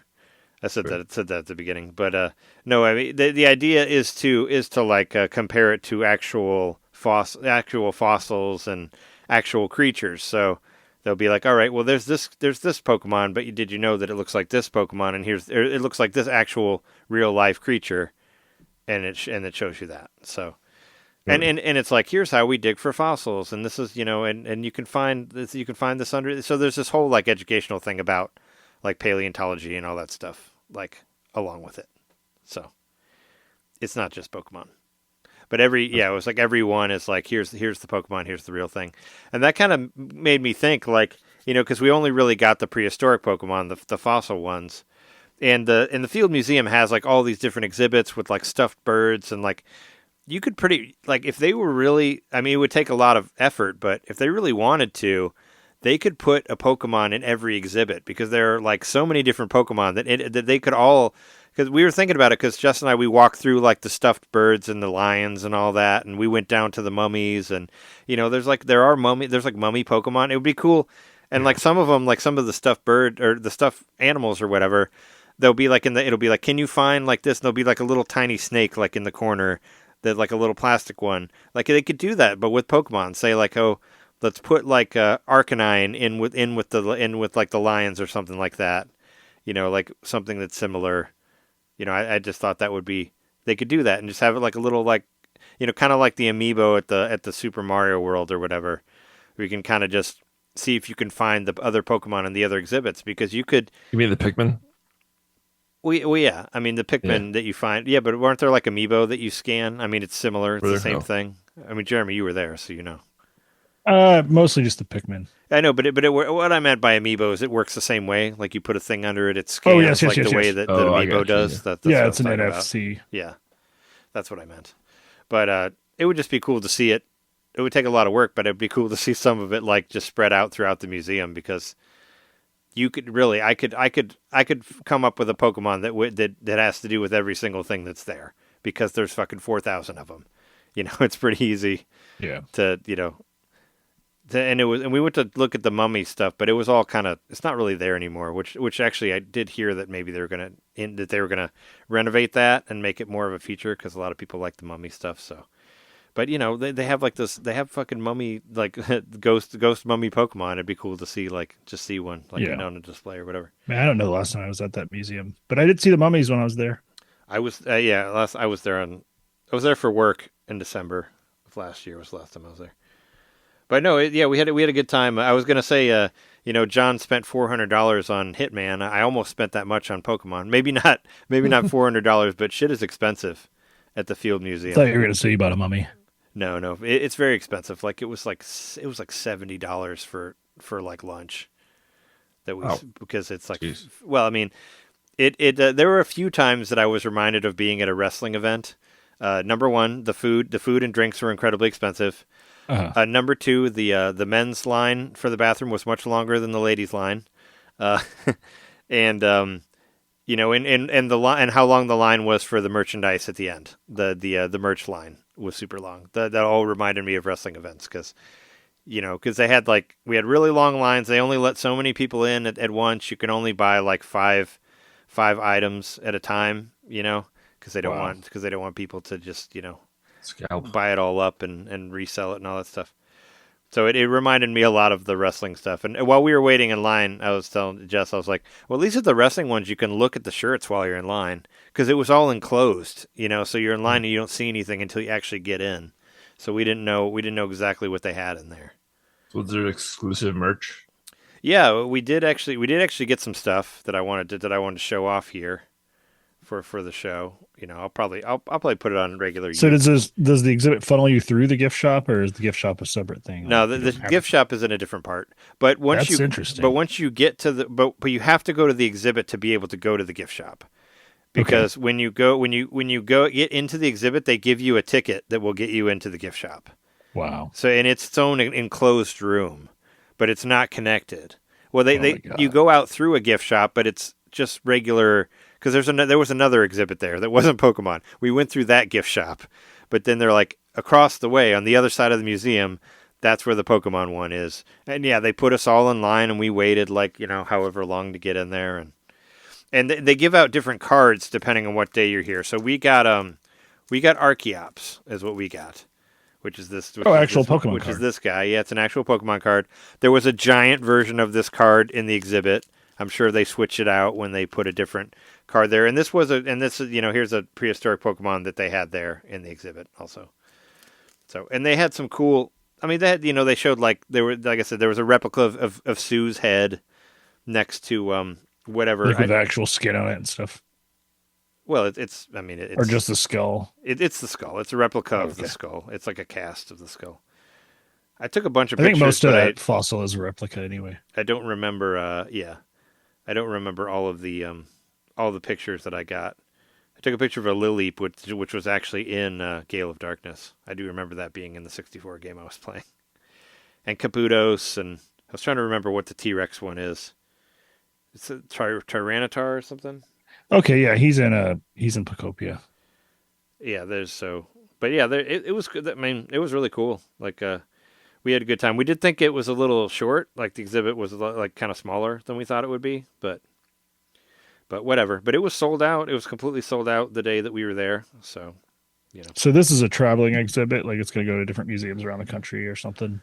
It's going to be here for a year, I think, maybe 2 years. So it'll be here for a while. But as we were waiting for the gift shop, it says on the wall, this exhibit was put together by the Chicago Field Museum and the Pokemon Company, and also there's a Tokyo Museum that had to do with it as well. So it has a little credits thing saying so they put it's it together. Unique to the Field Museum then. Yeah, so it was designed by the Field Museum and a museum in Tokyo and the Pokemon Company. So cool. That's pretty special. It does actually have stuff. Wonder, was there like a big premiere where were the Pokemon people there and all that kind of stuff? What, like Pikachu and Bulbasaur? Dash, yeah. Just the starters. Janishi? I don't know. I don't think so. I think it was just... it was pretty popular. We saw a lot of people with a bunch of different Pokemon shirts there. I wore my shirt that I got from the Science and Industry Museum, so I was being extra nerd there. It was a Black Panther T-shirt, but we got it from the Marvel exhibit when we went there, like however many years ago. So I was trying to be extra nerd, but I saw a lot of really cool Pokemon shirts. Lots of people with tattoos. Saw some trans people too. It was cool. There was a lot of big variety of folks there. Break out that Pokemon Go. I saw people playing Pokemon Go, but I didn't play it because I haven't played it in years, and I really don't care about Pokemon Go anymore. But it probably would take forever to download it if it's even on my. I wouldn't even know how to find it on my phone if it's on there. But here's some stuff that we got from the gift shop. I did actually end up getting the 5. You're only involved, and you're only allowed to get 5 things, and I did end up getting 5 things, not even intentionally. It just happened. But we got some stickers. These were like $5, so they're cheap. I got Aurorus. There's this guy. There was a skeleton. Aurorus is in Pocopia. Yeah, this was a skeleton of Aurorus was there because it looks like a dinosaur, obviously. Aerodactyl. These are all stuff that were in the exhibit. There's a sticker of the Aerodactyl. Let's see. This is just a sticker of just the the design for the exhibition there. Of just Cool. Oh yeah, and there's a Pikachu like wearing like a hat and a vest, kind of looking like Sam Neill from Jurassic Park. And here's like which one is this one? Safari Pikachu. Here's the Archeops, but just like this, like the bones, which was the card that I got. And It's supposed to be like Archaeopteryx, the actual dinosaur. And also they had these little Pikachu plushies, and Oh, that's cute. I got the mini one. This is the mini Pikachu plushie, and this was $20. It's about the size of an amiibo, but There he is wearing the hat, looking like Sam Neill. but yeah, I went to. I mean, I could. That's about the price at I can open merch it. at Nintendo World. If you But want I to mean- buy Pokemon stuff there. I had said before that I didn't ever want to buy any more plushies, but this is a little. This is actually supposed to be a keychain, but It's a giant It's supposed keychain. to go on your backpack. he's so cool. But yeah, he's got a little pickaxe and a hat, and I don't know. He's adorable. I had to get him. He's like I said. He's like a little amiibo. I like his little happy face. Black Lung Pikachu. So I got that. And also we got I got it like I'm like, well, I want to get a shirt, just like I'll get a shirt. So we were both getting different shirts, and we realized there's only 3 shirts that there are. So I was like, let's just get all the shirts. There's only 3 of them. We're already buying 2. They're like $30, so we decided to buy all the shirts, and I was like, we can just interchange them and wear whoever wants to wear whatever we can do it. This is the black one. This is like the main just like it's the same design as the sticker one that I had. And on the sleeve, it says Field Museum. So, and they were like they had the Pokemon Legos there, and like other stuff that you could get anywhere else. We wanted to stick to just the specifically branded Field Museum Pokemon stuff, And also the Legos are $300, and also I don't need $300. I wouldn't be Pokemon buying. Legos. Yeah, you're gonna probably pay an inflated price. Yeah, I mean, I didn't care about that stuff. They didn't have games there, by the way. Ooh, I like the color of that shirt. So this is the one that Jess got. It's it's the same thing as like the sticker. It's the Archeops bones. That's a sweet shirt. And then it's got Pokeballs on the back, and I think it doesn't have a field. It doesn't say it on the arm. And also, there's this red one too that I like all the shirts. I think they're all cool. And then this is like with the Tyrannosaurus guy in it. So this one is, this one says Pokemon Fossil Museum on the bottom, and it has like the, whatever it is, the Tyranitar. This guy. Cool. So we own all of the 3 shirts, the adult shirts. There were kids shirts that we didn't get. There was like a hoodie there too, but we just went for the. That was probably like $80. I think it was like 50 or 60. That's normally what like wrestling hoodies are. It was like I said, it's about the same pricing as it would be at an AEW event. And also, just because of it was my stupid spontaneous buy. While I was in line for lunch, I bought an exclusive Pokemon cookie from there. And this comes with a card too. That's like well, you can see it. It's behind the cookie. But the cookie basically is It's like Sue as a Pokemon, and it says I choose Sue, but it kind of looks like a Cubone with the So it's kind of like something you give away for Valentine's Day or something. I don't know. This was $20. This cookie. That's an expensive ass cookie. Yeah, I probably won't eat it. It actually reminded me of the Switch cookies that Jeremy and I got at the Switch event. Yeah. For I still have my 1. Switch cookie. It's broken into like 8 pieces, but I still have it. Yeah, I mean it was better. I was like that cookie wasn't very good, so it's probably I should just keep it. I should just keep it and not eat it because number one, it's probably got a lot of carbs in it, but also it's probably not that good. But I just liked the way it looked, and I was Just like, compressed sugar. whatever. I'll get The it. cookie the Trey is holding is in a package, almost like there would be like an action figure or an amiibo or something. Yeah. And here's the sticker from Nadia's book that I thought I had lost earlier. Right there. Very nice. But yeah, I think that's all of my show and tell stuff that I have. But it was we had a good time. We were very broken and tired afterwards because from walking around a lot, and we couldn't. All the Soldier Field parking spots were sold out, so we had to park a little bit farther away because, like I said, it was sold out while we were there. It was very popular, so it was a fun thing to go to. But I like the Field Museum. The last times I've been there, it's just for work, so it's nice to actually just go there and hang out, not actually have to be working on a thing. So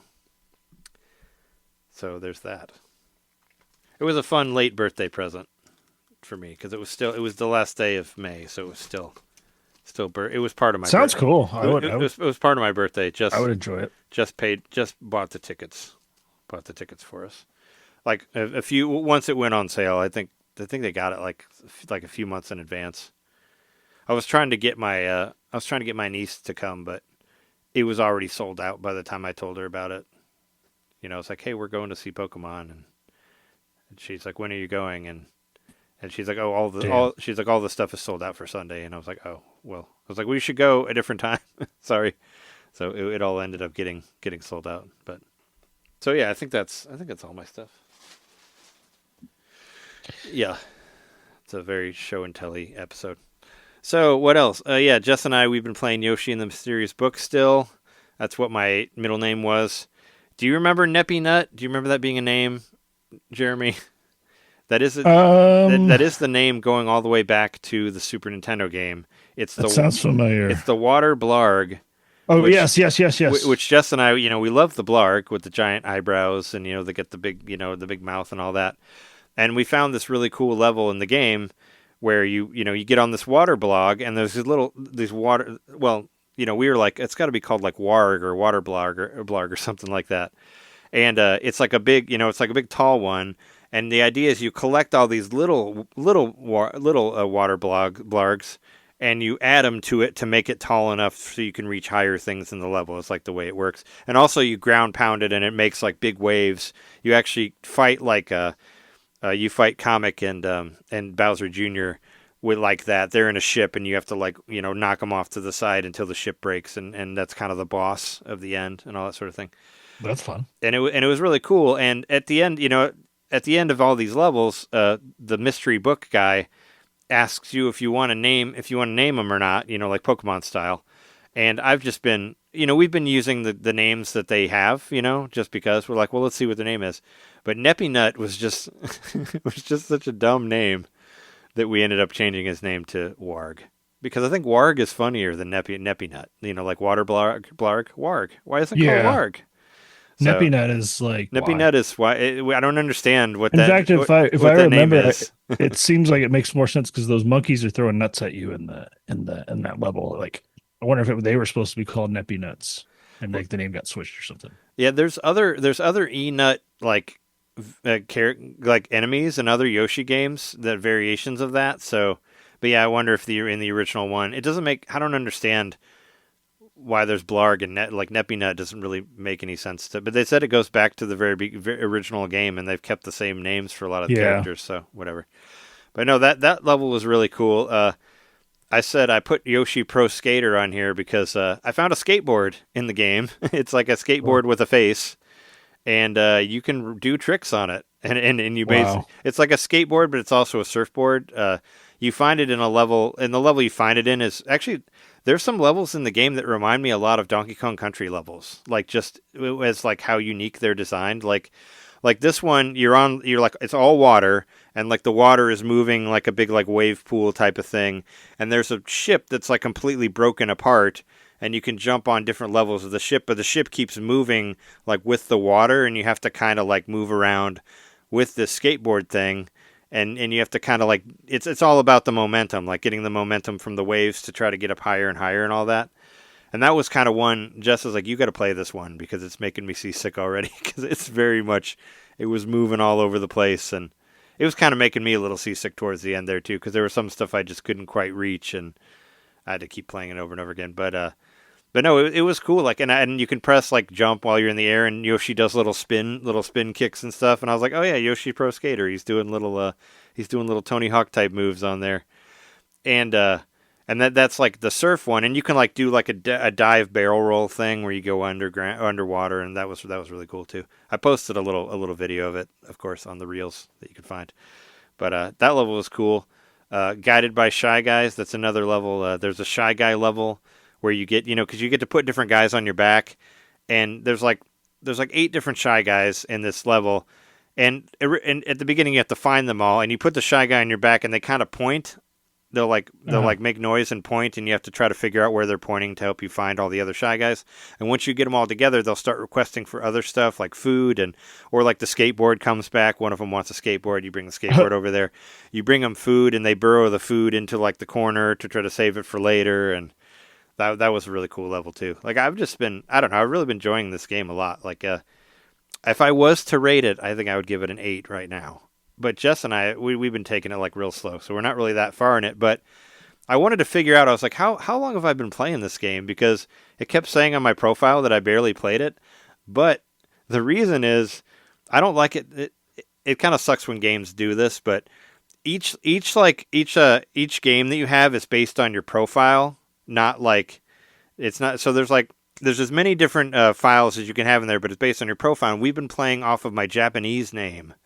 So in order to see how many hours I'm putting into it, I have to look at the Japanese tray. And that says that we played over 10 hours. Why have you been playing it on the Japanese one? Well, because I started off a game for myself under my own name. Okay. And then I wanted to have a game for both of us. Uh-huh. So the one for us was under the Japanese name, and Jess has one under their name too. So we can basically play apart from each other if we want. We've basically been, I've been only really playing it with them, and then when I'm at work, Jess will replay some of the levels that we've already done to try to find some extra stuff.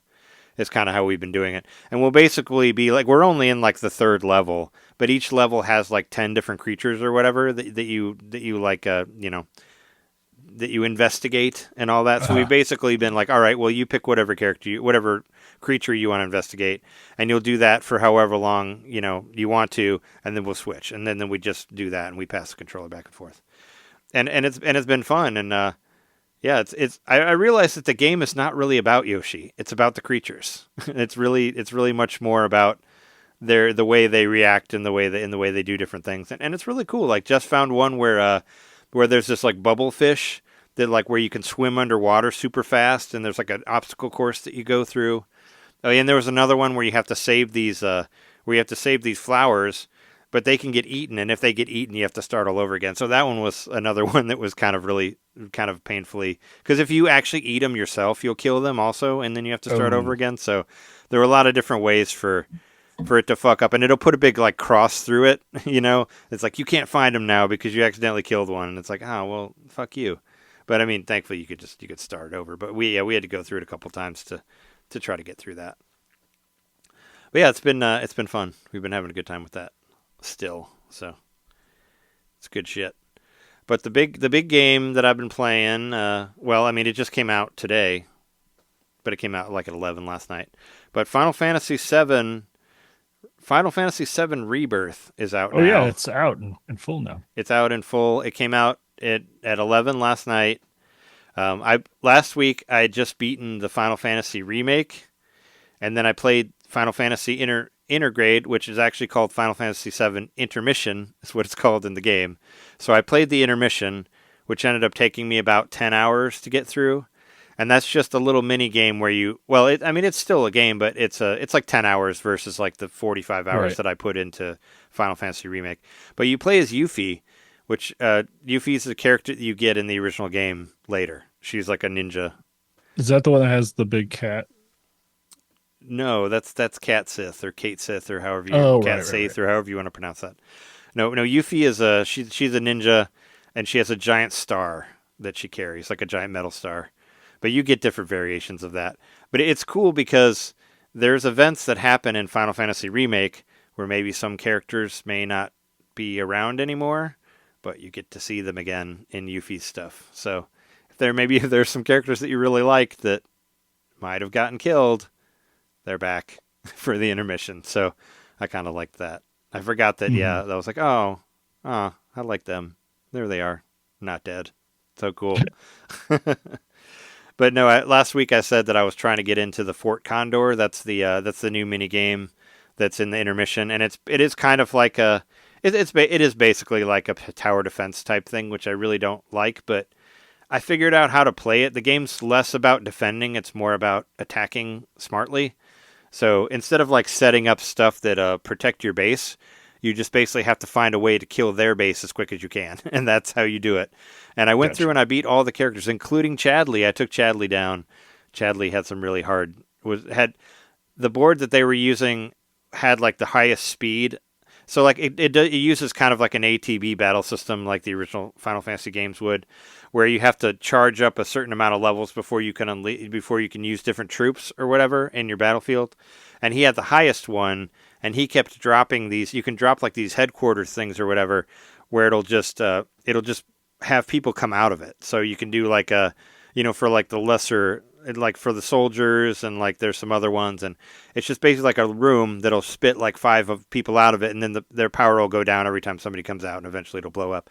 But his speed was so quickly that he could put a bunch of those out there, and if you waited long enough, you would get completely overrun and he would destroy you. So there's different boards you can use that do different things. I used the one where you can use the most magic spells, and I just cast like 3 magic spells on his main headquarters until I got it down to just a sliver of health, and I just tried to throw as many guys as I could at it before I got killed, because you have to like cross the path of the board in order for you to put people by the headquarters. Like you'll start on your side, and you have to send a unit. As far as the unit goes, is how far you can put a piece down. It's basically how it works. So there's some units, there's these attack dogs that will go straight for the headquarters. So that's basically what I use to try to get on there as quick as I can. But they have low HP, so they can get killed really quickly. So you got to get them over there and then have enough to put another guy next there and just get their headquarters destroyed before they destroy yours. Is the way I did it. But I got through. Yuffie went through some shit, and maybe we lost some people there too, some of their friends. But there were some new bosses and stuff that I hadn't seen, and I imagine I saw like a little bit of a clip with Yuffie in like Rebirth, so I imagine you meet up with her and maybe she joins the team.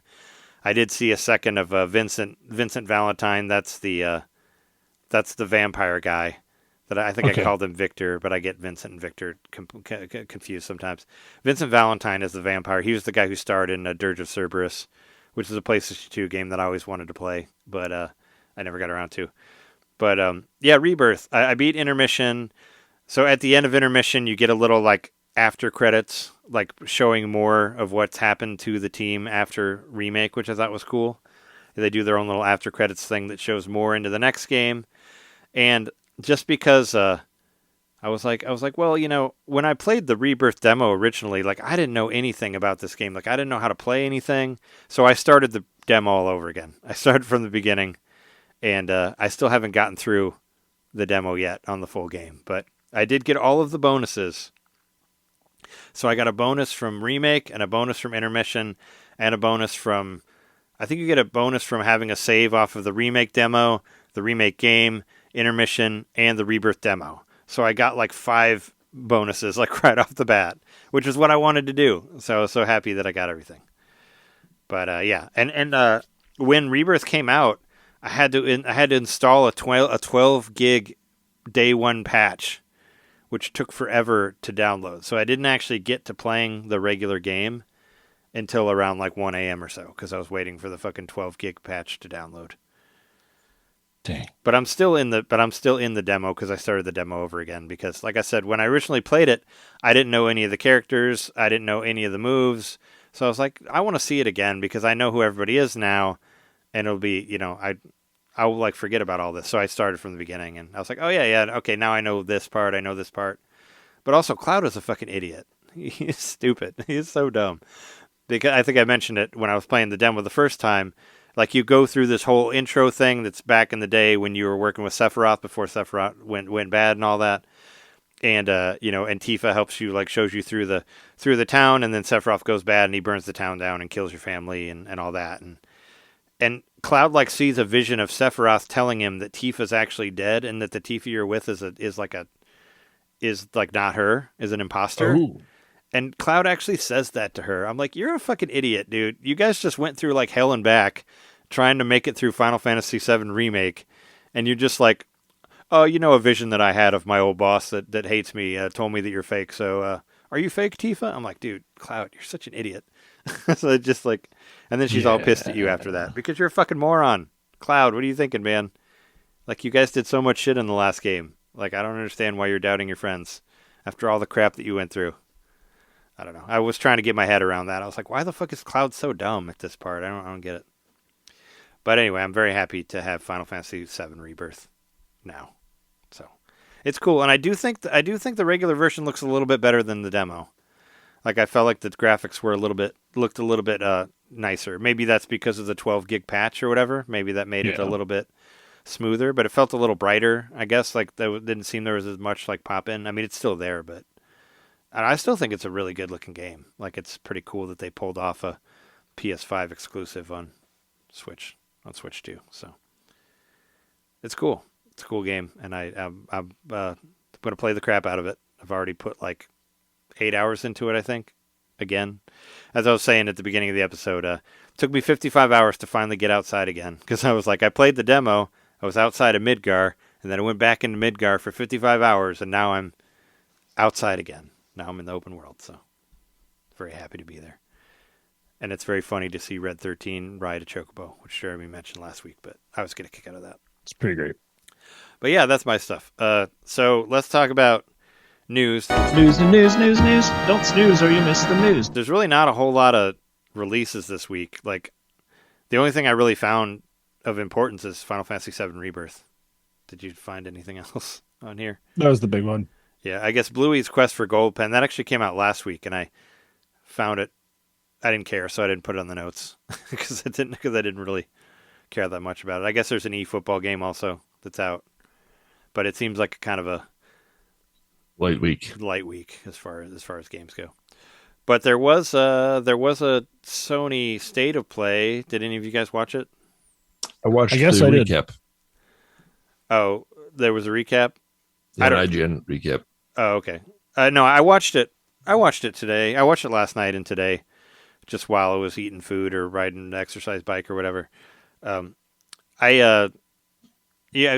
could you could easily cut 40 minutes out of it by not showing the footage from Wolverine and God of War in there, which we were talking about. I like that extended Wolverine. I did watch that. No, I mean the Wolverine game looks great. I just I feel like they show too much stuff. Like, especially, I was thinking about that because, Wolverine's probably not going to be a very long game. It's probably going to be like a 20-hour game, and you probably already saw a tenth of it in this presentation. So it's like, maybe just show us a trailer. I don't know. But I did think it looks really cool. I mean, that's like the only PlayStation exclusive that I care about is that game. I think that looks cool. I found myself, as I was watching it, kind of forgetting that I was even watching a game presentation. It was just like getting into the action, the story. I thought it was really well done. So, but yeah, I watched all of it. But there were a few things of note that are coming to Switch 2 also. Number one was Rayman Legends Retold, which had already been kind of leaked online. I guess Wario64 got in trouble for it. That's what I saw. I guess they got in trouble, but then they got in trouble. I don't know. They got They got banned off Blue Sky for a little They bit. got banned and unbanned or something. Yeah, is that what happened? I saw a post about it. What was the reason? For posting a leak thing or whatever. Yeah, I thought it was. See, I read something. It was about like they listed like it was one of those things where it was like certain WalMarts have this game for cheap or something like that. Where it was like, oh yeah, I don't know. That's what I thought. It was one of those kind of things where a retailer got pissed off about it. Yeah, I didn't know what. Blue Sky went to pull down the account, the post, and then just ended up banning the account or something. Yeah, I don't know, but I mean, it was. I had seen rumors about it. Yeah, Rayman Legends Retold. It's kind of like it's a remake of a game we already have on Switch 1, but I don't know. It looks. I'm not going to get it, but I like those games back in the Wii U days when we didn't have any games to play. You know, I had some fun with Rayman Legends. It had some fun like music levels. Yeah, the Black Betty or whatever was was a fun one to do. But yeah, this one I like whatever. I'm gonna get the next one. No Rest for the Wicked. That looks very cool. I'd like to see what you think about it because it's supposed to be like a Souls-like, and I don't think you've ever really gotten into a Souls-like, John. Never really tried one. Yeah. Well, I mean, you tried Tunic. I guess that's Souls-like-ish, but I don't think you. Yeah, I barely tried that. Yeah, that game's harder than Mina. Yeah, probably. Well, I'd be interested because it's a number. Well, they said it's an ARPG, like an action RPG, like Final Fantasy VII or remake or Ys. You know, like those type of games. Right. That's what I think. It's from the developers of the Ori games, which I loved. Yeah.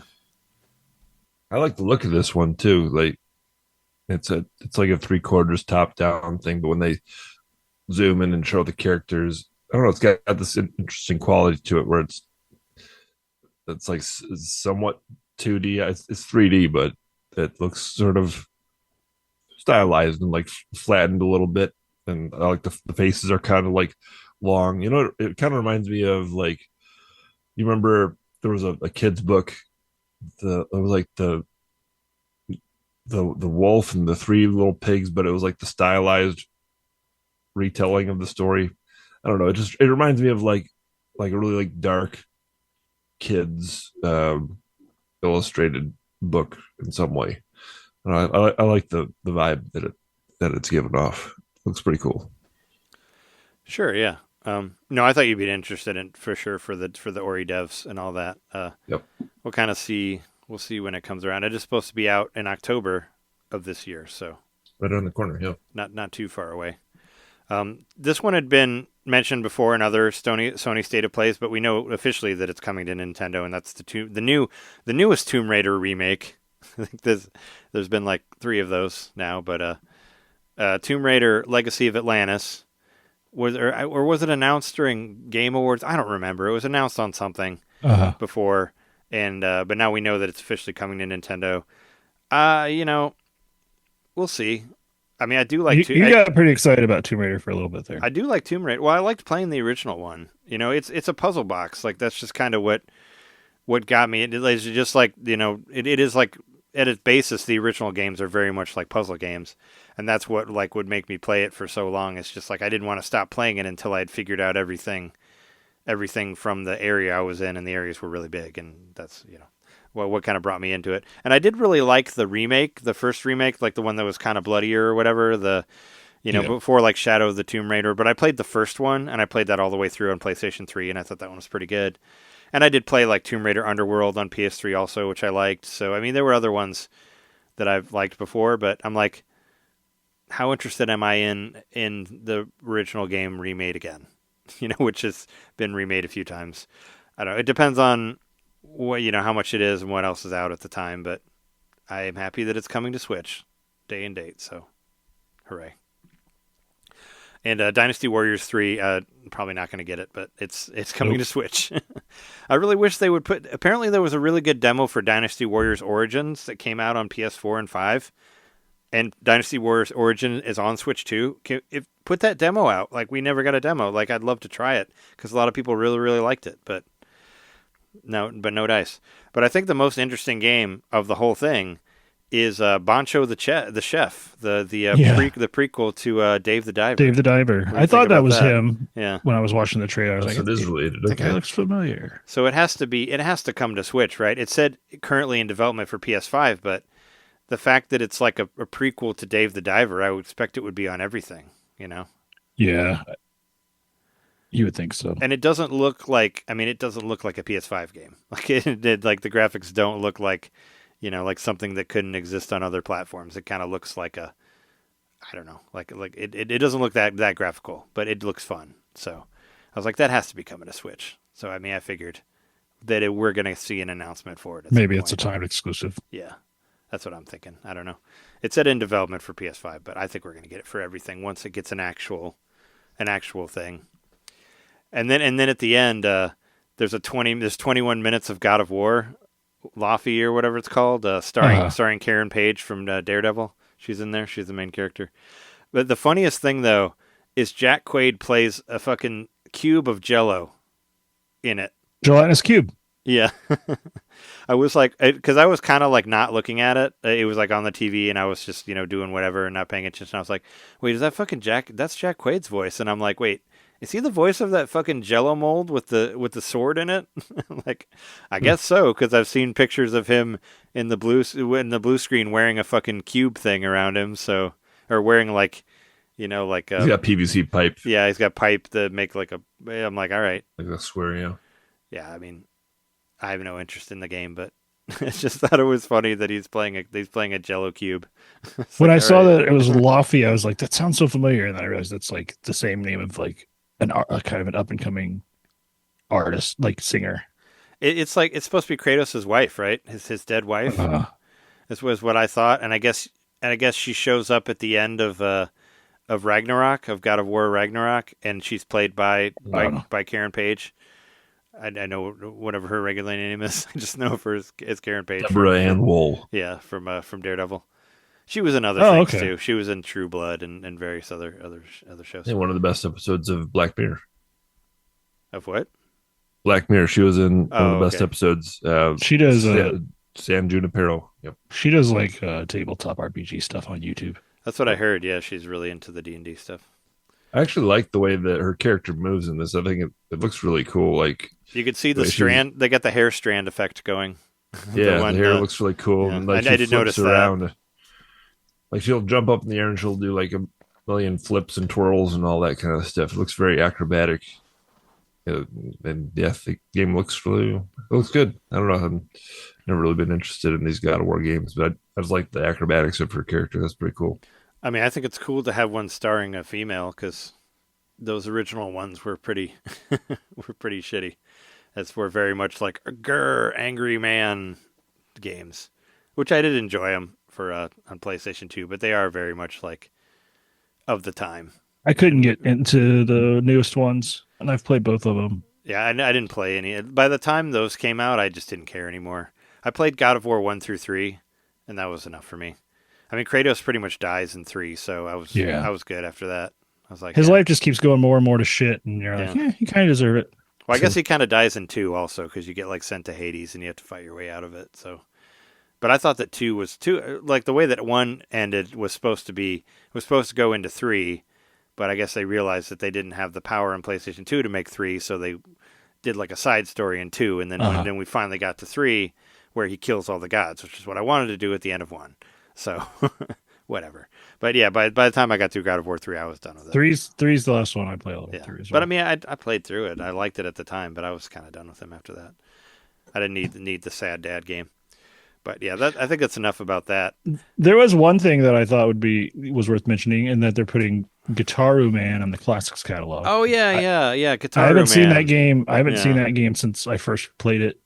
Yeah, that was back in the day when I played when I was playing Typing of the Dead at Gabe's house. Yeah, that was cool. I did want to make a note about that, but I forgot. Yeah, because I saw Guitar Man was getting added to. I'll be playing that shit to the virtual console of PlayStation. So I was like, oh yeah, that game. I never played it, but I remember people talking about it that I knew. It's a different kind of, you like hold the button down and then move the stick to sort of like go along little tracks.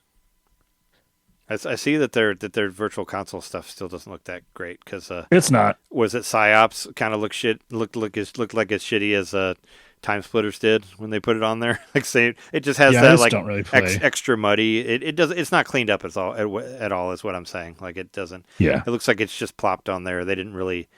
At least like some of the stuff on the Nintendo side looks like, like I know they like raised like the frame rate on like Pilot Wings, and some of the stuff does look better, I think, for the most part. But these ones are kind of like don't look as good. I don't know. Kind of like second thought kind of thing. Yeah. But do you guys want to talk about the year anniversary of the Switch? Yeah, let's do that. So the Switch is turning 1 on Friday, on June 5th. On the 5th. I looked it up. Yeah. And I was thinking about, I was like, well, maybe we'd put it on next week, but there's rumors now that we'll get a direct next week, which I hope that one guy is right, because it would be cool if it was on a Tuesday, so then we could talk about it after and not before. I prefer Agreed. It was on a Tuesday, not a Thursday. So Same. whoever the fuck, that was Jeff Grubb, right? I'm in Jeff Grubb's. I just want him to be right, just so it's before the podcast. Nathaniel. The Nate the Hate said, I already said there was going to be one this month, but it's June. It's non-E3 time. It's the time to have a direct. So I think there's a very good chance that we will have one. I already started putting a bingo together on my phone. I started putting some notes together for stuff I'll put on a bingo card once it gets announced. But I figured that would be most of next week's episode. So we might as well talk about the Switch 1. Yeah, what do you guys think about Switch having 2. I meant Switch 2 1-year anniversary. So I was going to say, how do you guys feel about your Switch 2 now that we've owned it for a year almost? Pretty good, overall. I've been enjoying it a lot. I'm playing more like Switch 1 games on it, if I'm being honest, I mean, you're playing It's, Hitman. No, you're playing the playing Hitman Switch 2. Yeah, I'm playing the Switch 2 updated version and all that. I do kind of wish that there were a few more like heavy hitter AAA in the realm of Donkey Kong Bonanza. Yeah. That game was amazing. Oh, you mean like first party stuff? Yeah, like, and Mario Kart World's just so disappointing, really. Yeah. yeah. I mean, it was like for a splash Mario in the bucket. Like I had fun while I was playing it, but then I ran out of. It's pretty fun brief. pretty quick. It was Yeah. fun for a week or two, maybe. I did actually go back to that in the last week or two. Knockout tours are still fun, but it's like it's been a year, and where's the DLC? Where's the corrections to the map that everybody was begging for? Makes it hopefully it's still open coming world along. more exciting. Yeah, where's our $80 worth? I mean, we paid $50 for it, so I was thinking. Yeah, I'm not saying at all that I'm disappointed by the Switch 2. I just feel like the last AAA game that I bought that was Switch 2 exclusive was Donkey Kong Bonanza. I think that was it. That came out in July, right? In July, like a long time ago.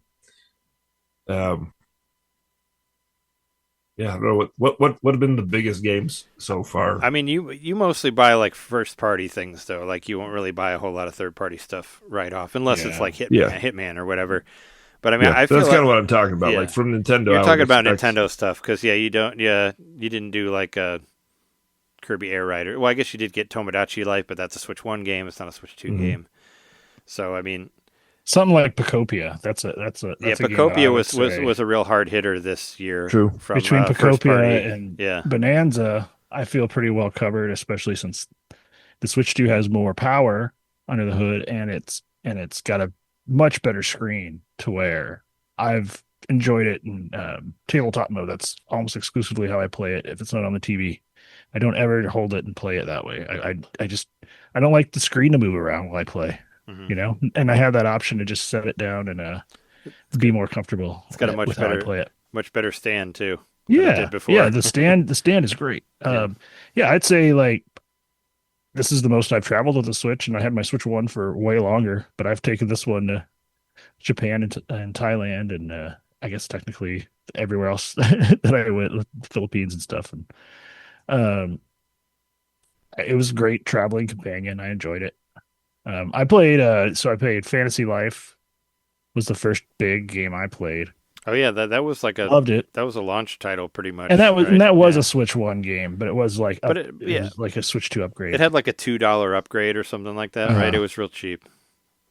And then and then of course Bonanza was a wonderful game. But yeah, there's been some spaces here, Trey, but I'm sure you're gonna agree with me. Like fucking Resident Evil 9. Jeez. Well, I mean, I'm on the other. Like, I'm very impressed with the Switch 2 because just like it's weird. Like the Switch 2 feels like how the PlayStation 3 was for me. Like I feel like I'm playing catch up on other games because they put so many like great third party stuff on here. Like it's it's very heavily loaded from third party games. Like so there's a shit ton of games on there. Like if you're depending on what you're getting, there's a lot games on here to get into. I was thinking about that because it kind of reminds me of because when I got my PS3, it was like much later in the life cycle, and most things were cheap. So I bought my PS3 and I bought a bunch of games for like $20, but I was playing catch up on games that I wasn't able to play on the Wii or whatever because it wasn't that powerful. That's kind of what I'm doing with this. I'm playing like Final Fantasy VII Remake and Rebirth. Remake was like 6 years ago, and like Rebirth came out like 2 years ago. So I'm catching up on older, or like Persona 3 Reload, like that came out like a couple years ago, but I was playing that, or like Kiwami 1 and 2, like those were older games, but they, but now they're on the Switch too, so I was like catching up on older stuff that I hadn't played, but now playing it on the Switch, and it runs great. And yeah, not to mention like really great stuff from Capcom, like Resident Evil Requiem and Pragmata. Like there's been a lot of really good stuff out there. I will say I'm a dummy, and I haven't bought a case for my Switch 2 yet, which is kind of crazy. I've had it for a year now, and well, especially since you're case. Yeah, how are you traveling with it? Were you like wrapping a shirt around it or something? I have I think I've shown it on the show before. I have a Christmas stocking that's like a quilted Christmas stocking that I got from our room mothers in 4th grade. Like she made it she like sewed stockings for all of us. Oh wow! And I've had it since 4th grade, and the Switch perfectly fits in there, and it's like nice and snug. But I think I would say I haven't had any trouble with my Joy-Cons. The unit is still in really good shape. I think by this time, a year into the Switch 1 lifespan, I had lost my kickstand. It just popped off, and I didn't know where it was. Yeah, because it was and like there was like little cracks in the grate where the fan is, and I mean you can really see those now. But this thing, it's solid. It looks brand new still. Like the screen's nice and smooth still. It hasn't gotten scratched or anything, and all the grates are still there for the fans. Yeah, so I would say, this is it was a substantial upgrade.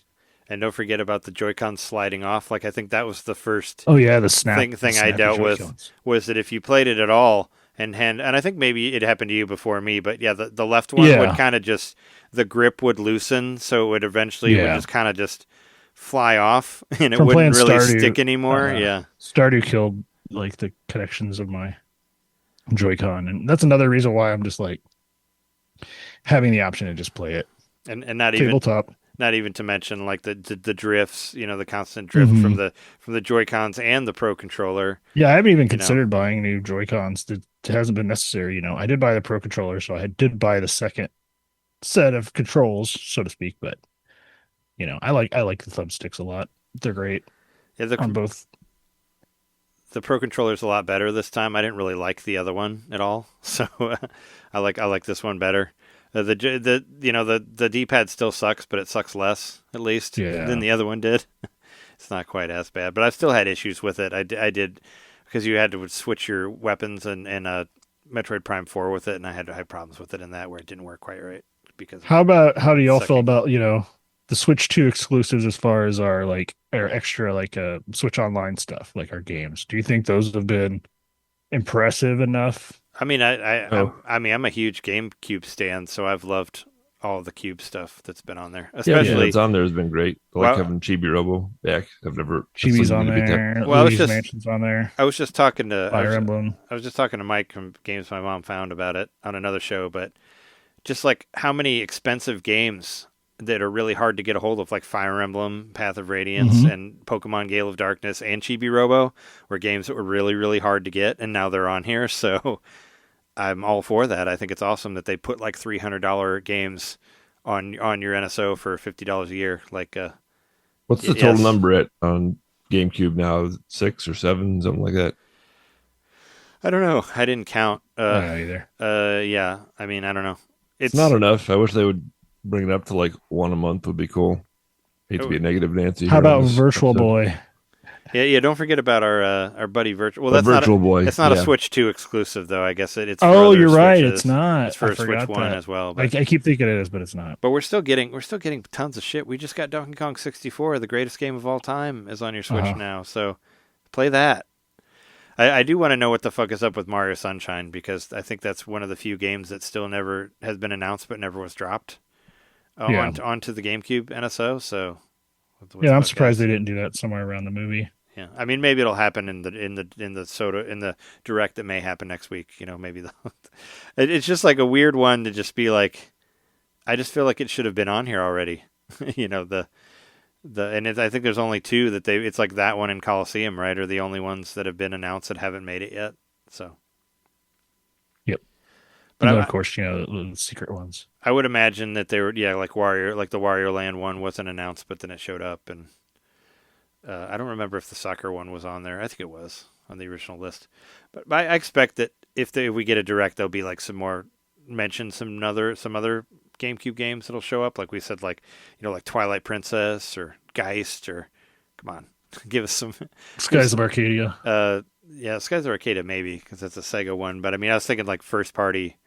So like Mario Party, the four Mario Star Party Fox games. Adventures. Yeah, Star Fox Adventures or Assault come on, those games are really expensive now too, because everybody's been trying to get them. We went through Halloween. We didn't get Eternal Darkness this year. Yes. Yeah, but that's not really. Oh yeah. But that's not. That's like Nintendo published, but it's a different company. Like it's not really. I don't expect you can't just plop that on here. It's not like it's a Nintendo completely owned game. Yeah, they can throw their weight around. Well, I mean, the company doesn't exist anymore, but that doesn't mean they can just put it on there. I mean, maybe they're consult the estate of H.P. Lovecraft. I mean, maybe they're just like, fuck you. We don't want to, since we got screwed over by the industry, you don't get to play our Eternal Darkness.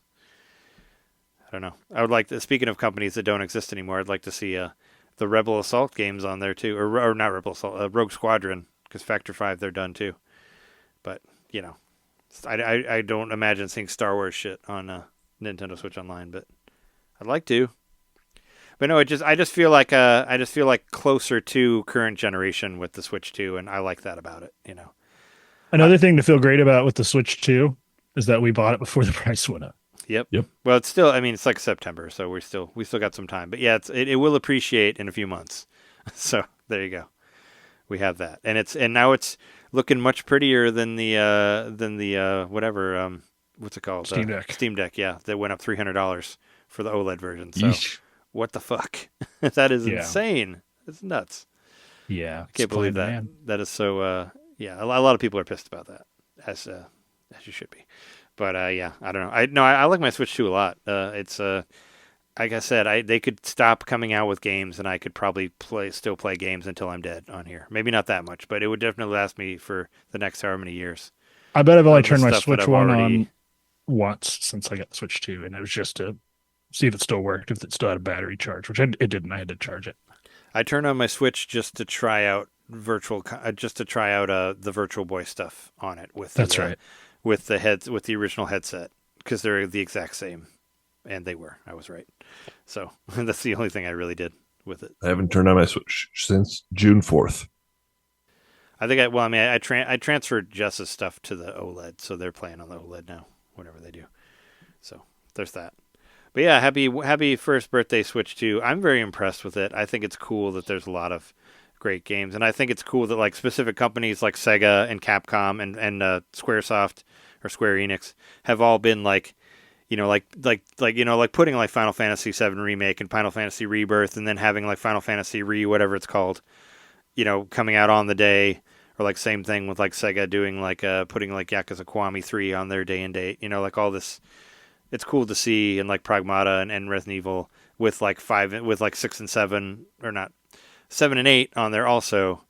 It's cool to see other companies like fully support it and bring all that stuff on. Not to mention like Street Fighter 6 and all the DLC on that was another big deal. And I don't know, it's cool that they have so much third party support again. I don't feel like we've really gotten that since. Well, I guess Switch 1 got a lot of it, but now it's at a better place to be able to have a lot of the same games that the other systems have. We weren't. Do you think Nintendo will do a Switch 3 eventually, or do you think this is the last of the Switches? I don't know. Evolution and revolution. That's the pattern. Sure. Yeah. I mean, maybe Going all the way back. So I say if this it is ain't for Switch. if it ain't broke, don't fix it. So I'd be fine with a Switch 3 or something. I mean, we'll see. Because the way everything is kind of fucked right now with prices, I don't see we're going to see any new version of anything anytime soon. Might as well just keep it where we're at since we have to price hike stuff so much. It's like maybe we just stay in this generation for a while. See if we can get like a 10-year lifespan out of this thing. I mean, I think Nintendo's going to try to do that for sure. But I'm very happy with my Switch 2. I like it a lot. I play it every day, pretty much. Same. Unless I'm playing the GameCube for another show or something like that. But when I'm not, when I'm not playing stuff for my PlayStation 5 has been very lonely. Yeah, I saw you haven't played Outlaws since last week. Nope. You haven't jumped back on there. Should. It's a fun game. Yeah, but no, I like it a lot. It's become my third party machine, which I like. I love that I could play Final Fantasy VII Rebirth on there because I wish I had wanted to play Netflix. that. No Netflix, that's an instant negative 12 points. You could watch it on anything else, everything else. I don't even know if there's anything worth watching on Netflix. That Burroughs show is really good. We just finished it today. It's like a old people alien show. I liked it a lot. Alfred Molina's in it. Gina Davis is in it. We watched the the Four Seasons thing. The Four Seasons thing. What do you mean? Yeah, it's like a based off of an Alan Alda movie from like the 70s or 80s. They made a TV show out of it. Oh, okay, yeah. I don't know what that is. It's got like Tina Fey in it, and Steve Carell, and the lady from one of the ladies from Reno 911. It's a good show. It's very silly. Anyway, is there what other one notable what other news stuff announcement. do we have? Oh, there's a couple. But there's Toy Story Retro Roundup and Toy Story 3 Complete Edition.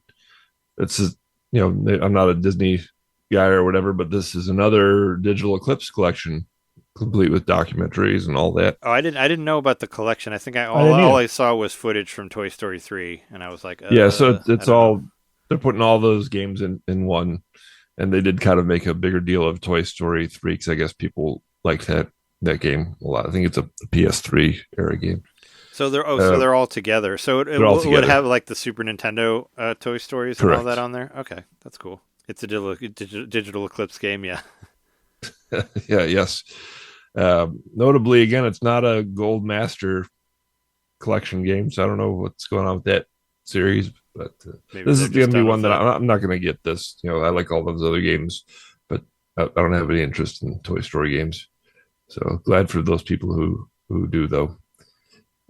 What else we got here? It was on sale. If it was on sale enough, maybe I am kind of interested in them. I've still only seen Toy Story 1. I've never seen any of the other ones.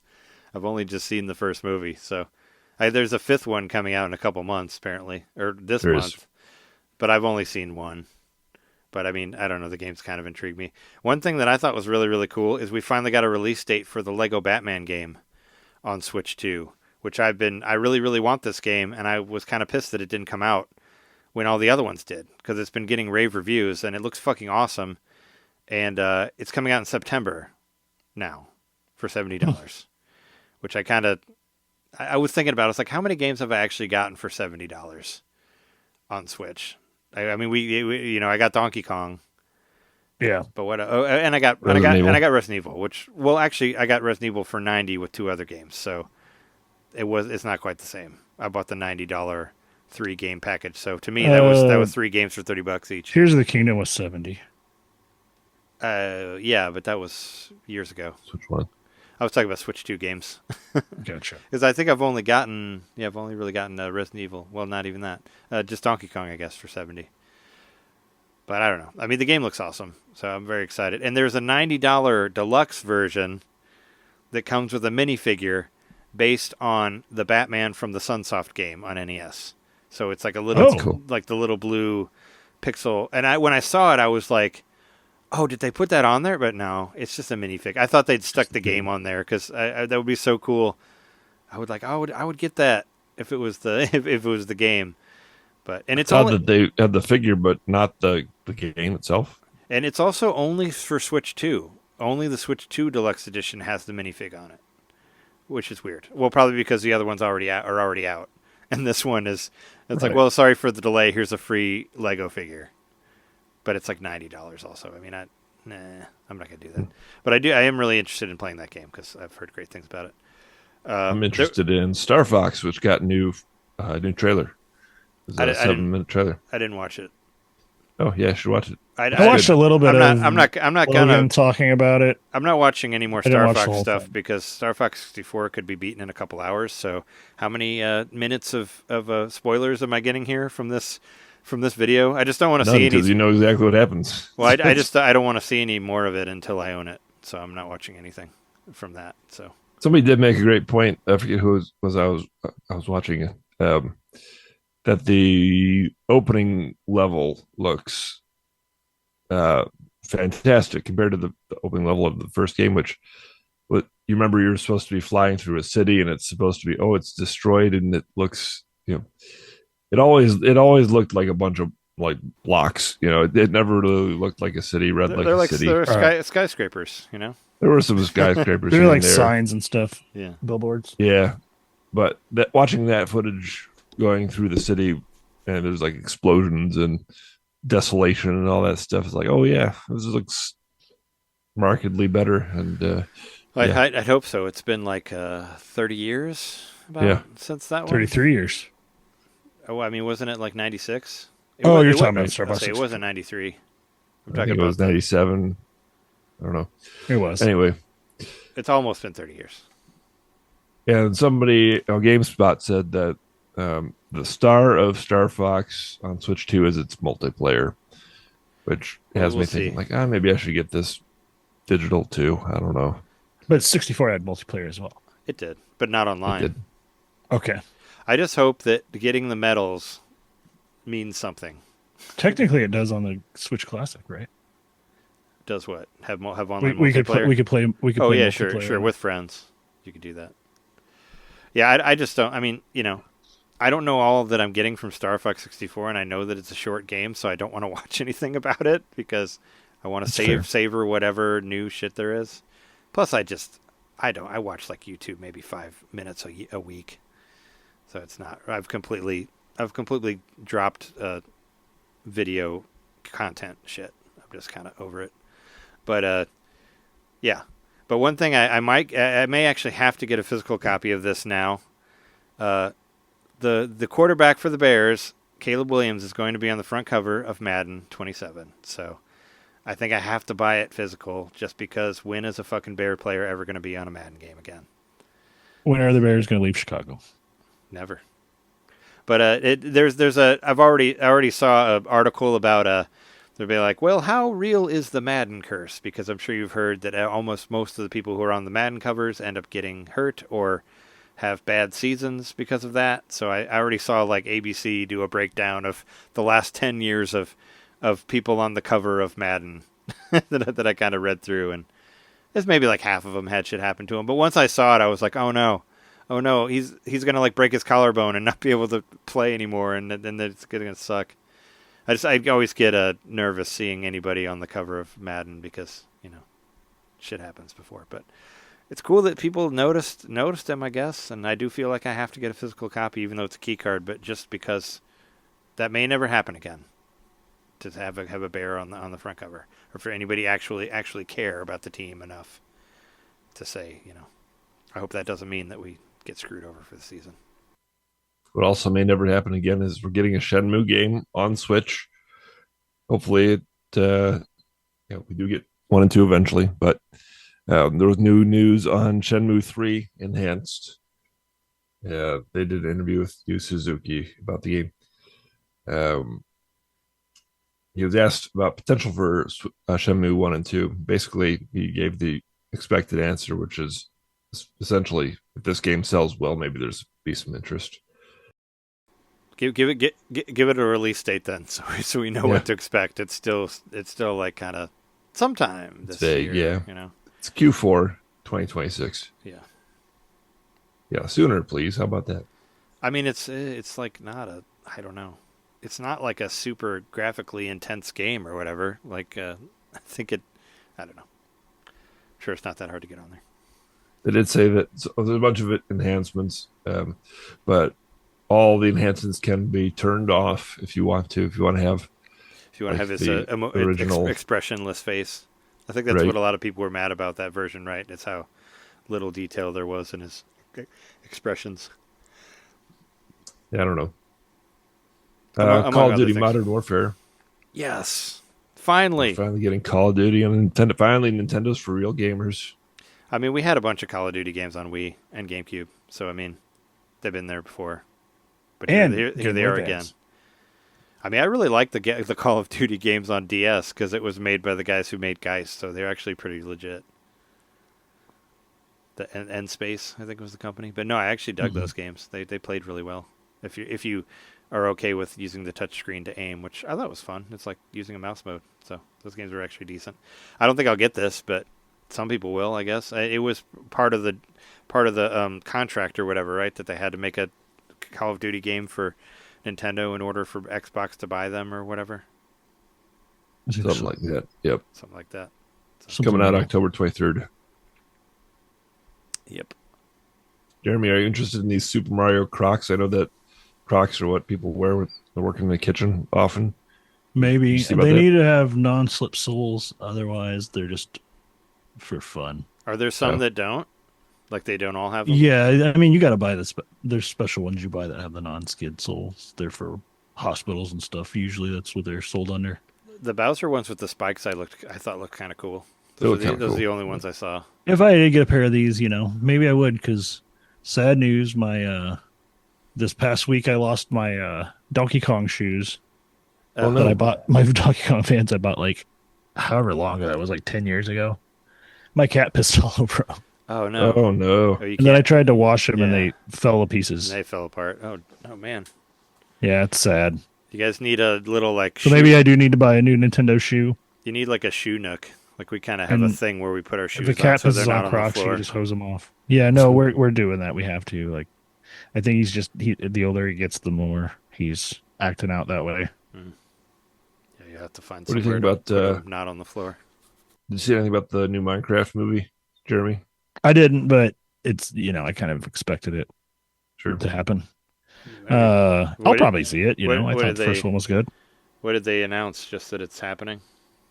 It's got that's Matt happening. Berry in it. Yeah, Matt Berry's playing the other guy. What's the other guy's name? Alex or Steve? Alex, yeah. I thought Yeah. Alex. I thought Alex He's was the a main girl. character. No. Alex isn't a girl. Uh-uh. Oh. I mean, I don't play Minecraft, so what do I know? But I always thought it was a guy and a girl. Oh, Steve and Alex. Kristen Dunst is a girl. She's in it. I mean, it was always really just whoever you wanted it to be. They just created Steve when they had to do official marketing and all that. But yeah, Kirsten Dunst, she was in Jumanji, right? Yep. And so was Jack Black, but in a different Jumanji. So now their Jumanjis are getting together for Minecraft. Oh yeah, sure. That's what's happening here. Yeah, I liked the first one a lot. I think it was good, dumb fun. It stuck to the game very, very well, and I thought it was funny. It had the kind of Napoleon Dynamite-esque humor in it because of the director. Yeah, I mean Being it's the still same. it's still the same director, right? Yeah, It's called Minecraft Movie Squared. Huh? fair enough. Isn't Very that nice. shouldn't that be like 3 or 4? Or no, squared would be 2, right? Cubed would be 3. I don't know. I Yeah. haven't done math in a long time. Hmm. It's like x2, x squared. I think the joke being that everything's made out of squares. Sure. Well, that'll be the joke for when they get to cubed, because everything's cubed also. Let's end it on some good news. There's a retirement home that celebrated their Wii bowling team's winning streak. Yes, there's still a retirement home out there playing Yep. Wii bowling. Yeah. And I predict that Wii's coming back this holiday season not all of through the virtual console. not all of the Wii players are dead. There's some of them that are still alive, apparently. At the University Retirement Community in Tulsa, Oklahoma. Yep, that's where they just celebrated their victory, and somebody apparently made someone who was an underdog. They said this match had a moment worth stopping for. One of our residents qualified for the top 8 out of more than 40 bowlers for the very first time. So great, keep it up. I'm sure they keep that mind and that bowling arm sharp. have. They all got 300s. That's the real goal. Did you guys ever get 300s in Android? No. I missed one frame, but there was a time that Conan and Nick and I we all like were determined to. They got 300s. I didn't because I missed like 2 pins. So I got like 280 something or something like that. Whatever it because if you miss one, you don't. It was rough. But I don't remember, so I'm going to take that to mean they yes, got 300. I bet you didn't. If you did, you'd remember. It's a whole thing. You got to be real dedicated to get a 300 because you can't miss any pins. But yeah, that's that. I think that's good for this episode. I don't think there's anything else. I got a lot of packing to do. Oh yeah, you got to get to packing for your trip. Shauna wants to leave by 10 a.m., which is tomorrow. Scary to think about. As in 10 hours. 9 hours and 21 minutes. Oh shit! Well, get packing. Let's get going. All right, yeah, that's been episode, whatever it is, 523 of NintenDomain. Go to patreon.com/NintenDomain podcast and listen to our bonus episodes for only $1. There's an expansion pack episode out there right now talking about the middle of games and our favorite middle of games as I enter the middle of my 40s. Is what it was dedicated to. And the WART radio is out there now too. I just finished it a couple days ago, so that's where we put all the intros and outros of music on there, and it's another good one. I really enjoyed making it and listening to it. So that's like the $5 level. Plus, you'll get early videos of us before anyone else does that are not edited, so you get to see all the middle stuff that we cut out or whatever, and you can see Jeremy's cats walk all over you while you're talking, which is always fun. It's always a fun thing, and also it's posted pretty quickly, so you can check that out there, and you can find us online. Go to the Facebook group. Check out those reels. I'm still reeling them out there.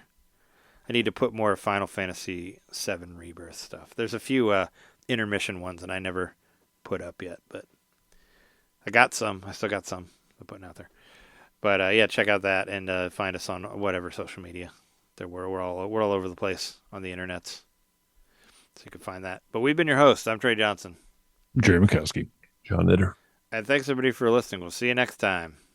E3, Gonna get fully wrecked at the Happy Turtle. Wanna get blind drunk at the Happy Turtle. Girl, get inside, find a seat and order something strong. No matter who you are, like we even care.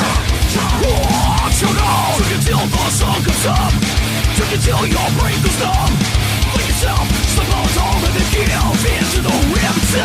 Oh, pound it, down it, pound it, down it. Oh, pound it, down it, pound it, down it. Slide out, turtle shield to rampage.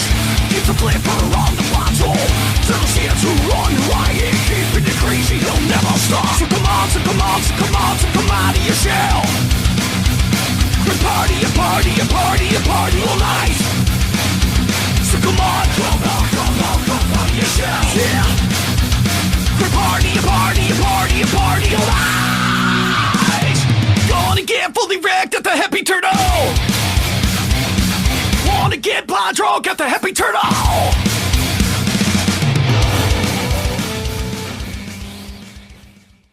A3, hopefully. yeah, maybe there'll be a direct next week on Tuesday, not other days. Not Wednesday. Oh, Wednesday's fine, just not Thursday. It's not Thursday. I feel like we're way behind the times when we do it like the next week, but whatever.